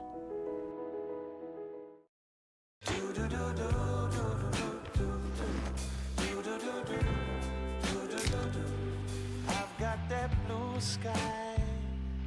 I've got that sunshine. Bayou Chrysler Dodge Jeep Ram has $11,000 off MSRP plus 2.9% with 72 months on all new 2022 Ram Black Widow trucks in stock. All new Bayou vehicles come with a 1 million mile powertrain warranty and free delivery. If you need sales or service, the crew at Bayou is going to do right by you. Crime has serious consequences, but anyone can make a mistake. If you find yourself in trouble with the law, know that you have rights, and it's okay to demand them. The law offices of O.C. Brown are here to protect you and your rights. Felony or misdemeanor, DUI or drug charge. No matter what crime you're accused of, you still have rights. Let the law offices of O.C. Brown uphold them. Call 225-343-1111. Your law firm for a lifetime. Louisiana. It's a place defined by culture, by pride, by passion, by people who do more than love this place. They celebrate it, elevate it, champion it. They are the individuals who embody what makes Louisiana great. The companies that make Louisiana a better place to work and live. The nonprofits leading transformational change in our communities. Champions of Louisiana are all around us, and LWCC is proud to celebrate them because we've always been Louisiana loyal, supporting the workers, the innovators, the change agents of this great place we call home. Who are the champions around you? Together, we can share their stories. Together, we can help our home state thrive. Together, we are Louisiana loyal. Always.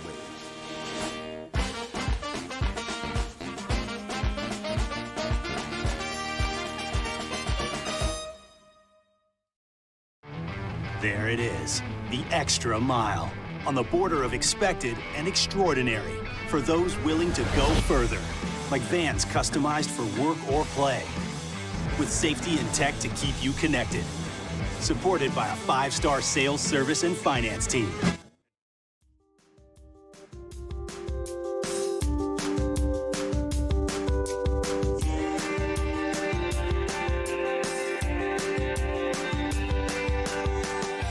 After further review with Matt Moscona, presented by Relief Windows. Windows, doors, siding. Call 288-8138 or visit reliefwindows.com. ESPN Baton Rouge, New Orleans, Alexandria.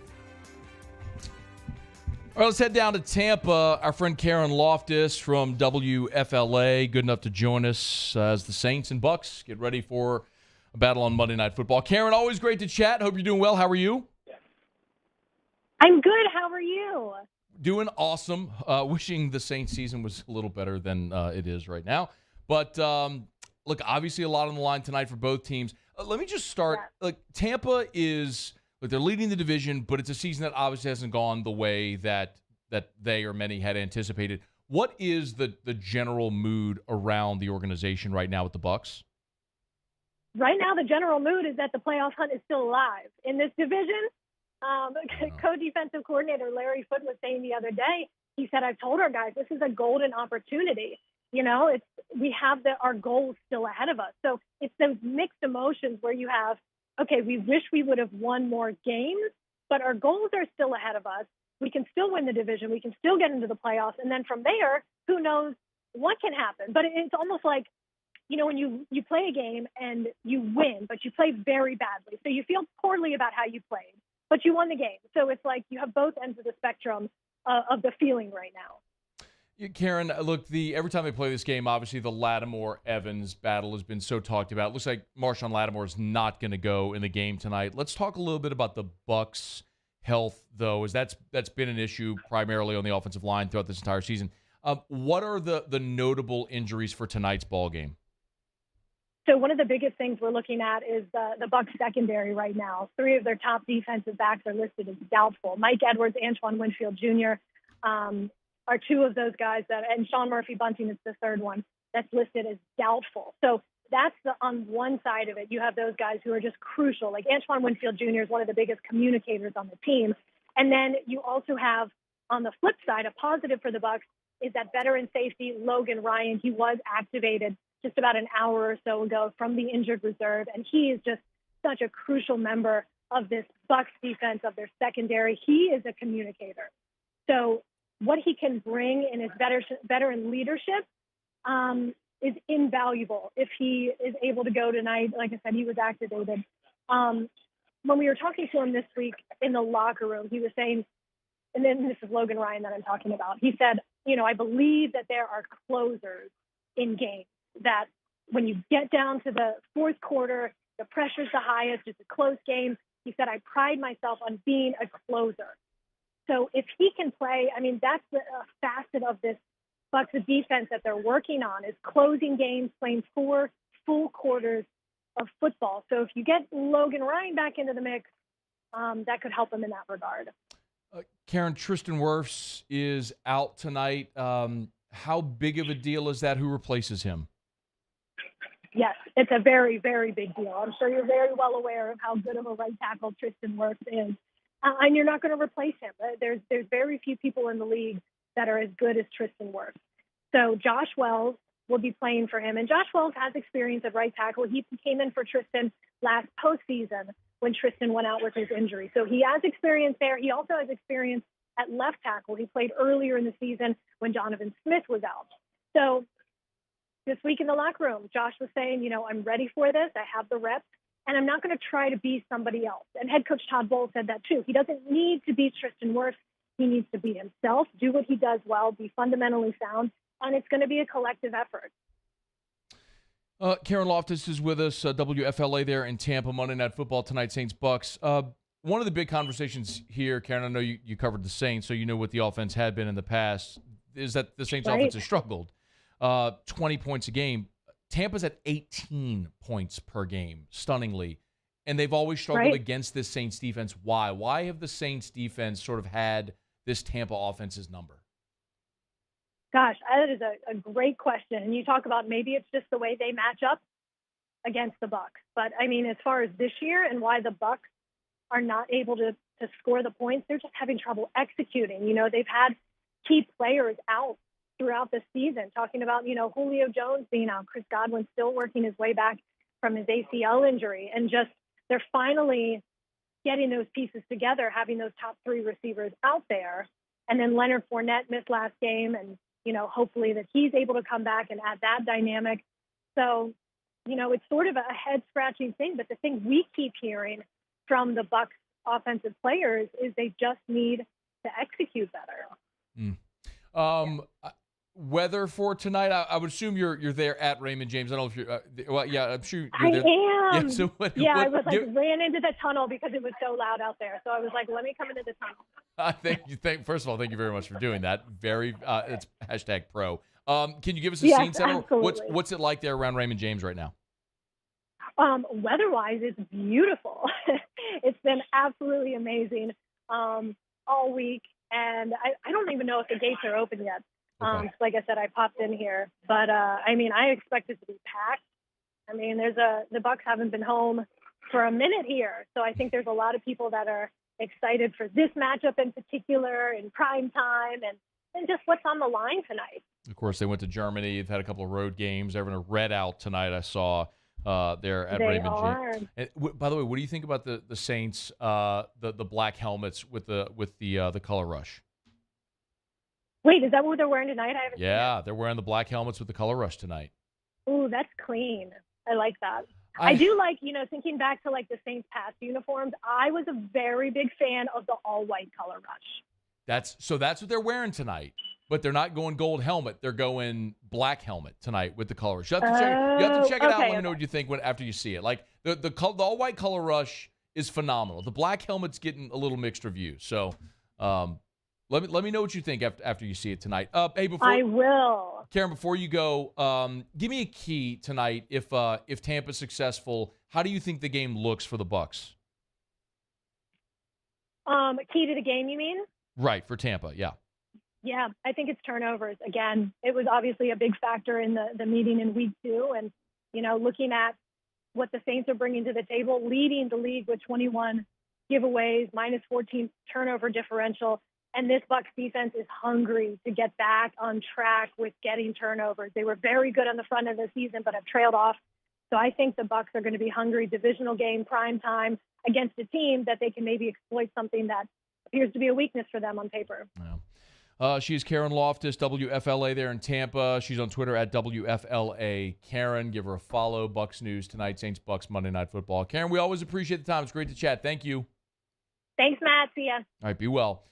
Karen, of course, was in New Orleans before she went to Tampa there at WWL TV, and now she left New Orleans to go to Tampa, so staying in the NFC South, but now on the other sideline, covering the other sideline tonight. So we appreciate Karen for a couple of minutes there. All right, it's after further review, final break. Auto Locks is coming up. Let me remind you about GMFS Mortgage, gmfsmortgage.com. Changing lives since 1999. Home buy, refi, construction loans. You know where to find them online at GMFS Mortgage. Again, no matter if you're renting right now and you're thinking your situation maybe not be beneficial for you to try to buy a home, get in touch with a local loan officer at GMFS Mortgage. Let them walk you through the options that may be available to you to where it would be cheaper for you to own than to rent.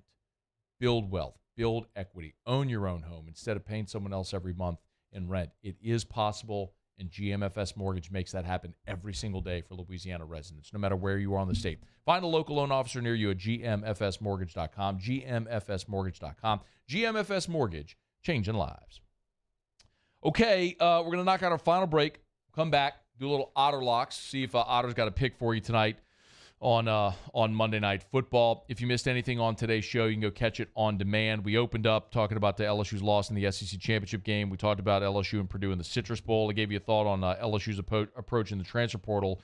But my goodness, did all that kind of get flipped on its head here just in the last half hour. As if you missed it, maybe you're just getting off of work. Kayshon Boutte has announced he is returning to LSU for his senior season. Not going pro, not entering the portal. He will play another season in the purple and gold, trying to win a national championship under Brian Kelly. So phenomenal news for LSU on this Monday. Okay, quick break. We'll come back. Otter Locks next. AFR.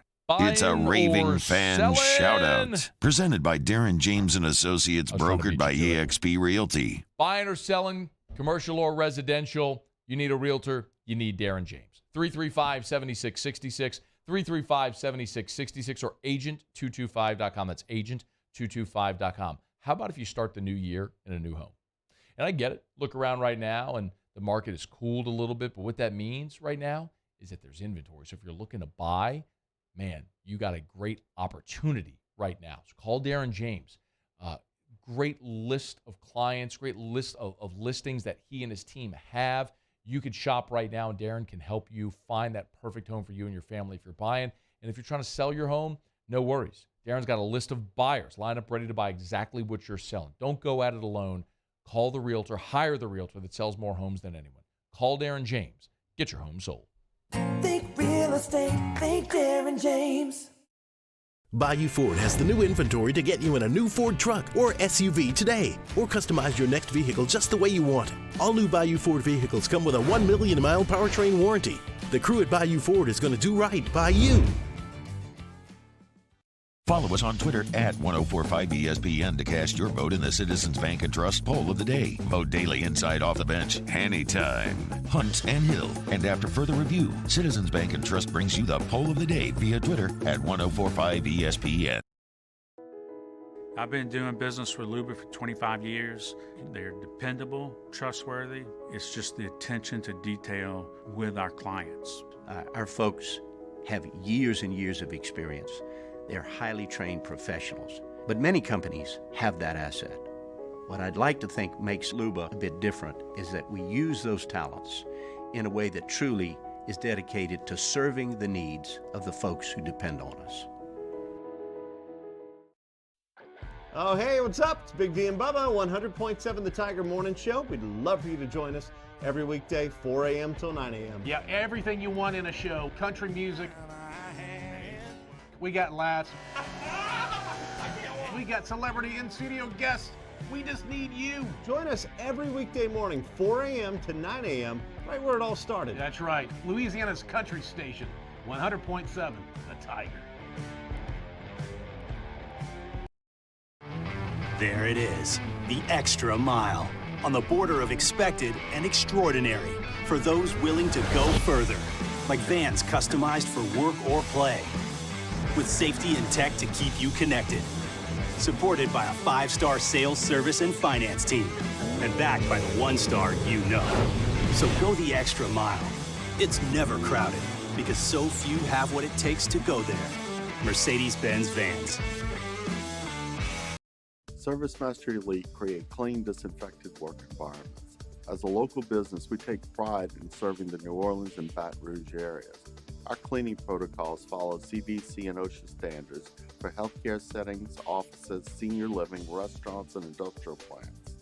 Contact ServiceMaster Elite to get your operation ready for reopening with germ disinfection cleaning. ServiceMaster Elite, the trusted choice in professional cleaning since 1996.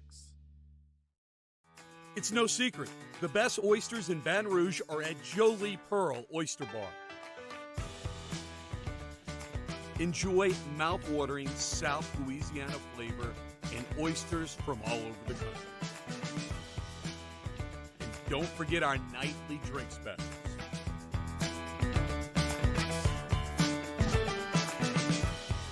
Jolie Pearl Oyster Bar.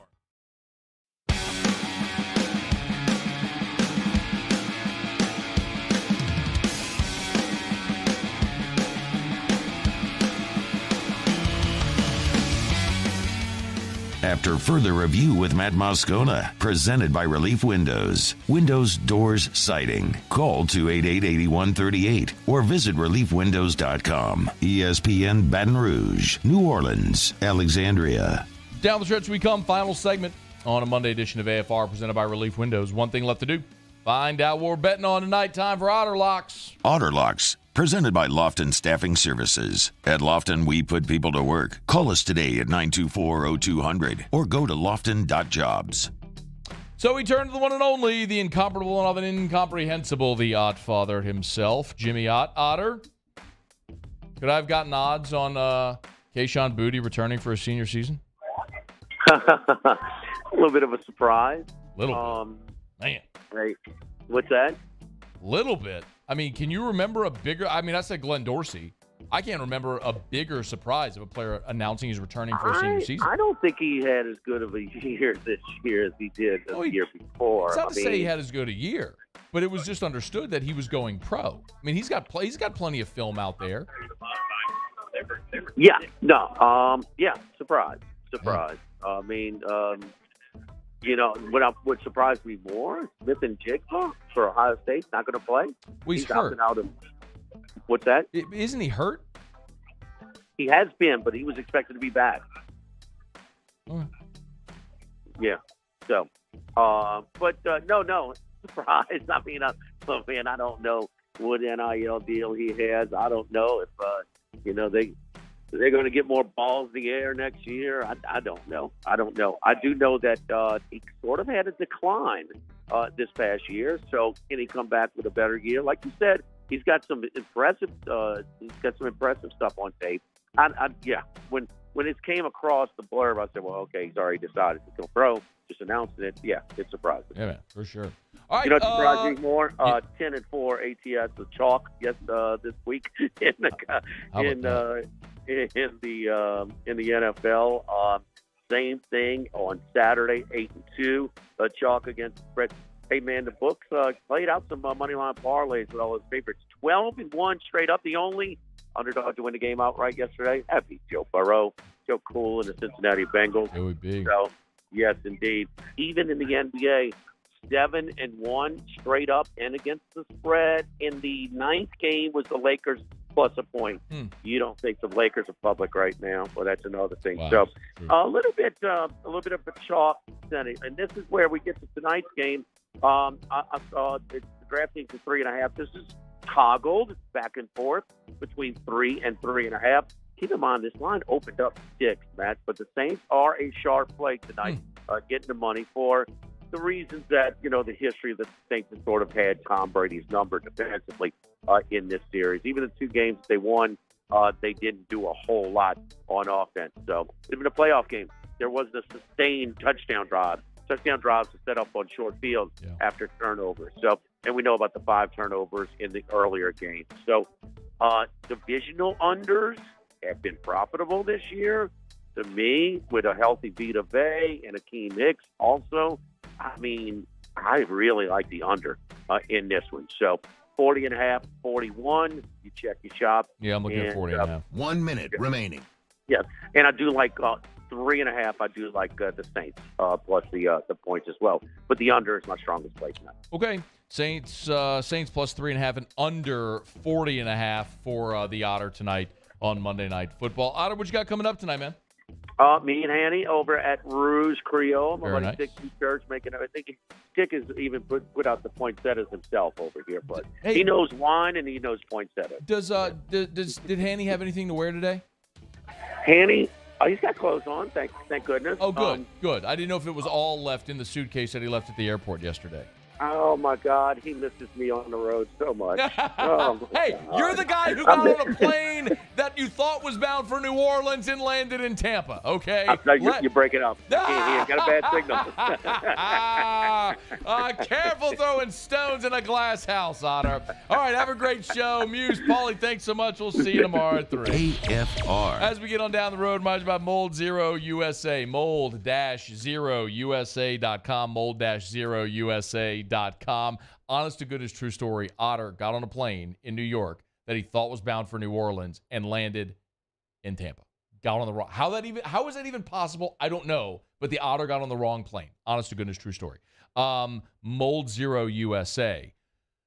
Always the right choice. Mold-0USA.com. Patented, non-toxic dry fog treatment. Non-toxic. Safe for you, your children, your family, your pets, everything in your home. It's non-toxic. They'll fog your home. Let it dwell or kill all the mold. As soon as the fog dissipates, go back in your home. It's Mold Zero. Mold-0USA.com. Don't go cutting sheetrock. No demo required. Mold Zero is the answer. Servicing Greater Baton Rouge, Greater New Orleans. Phone number for each. Just get to the website. You'll see the numbers right there. It's Mold-0USA.com. Gulf Coast Bank and Trust is giving our customers the power to bank anywhere, anytime during this challenging event. And we're right there with you. Our mobile banking app is a smart way to manage your money and time. Gulf Coast Bank and Trust, the bank that cares about you. There it is, the extra mile. On the border of expected and extraordinary. For those willing to go further.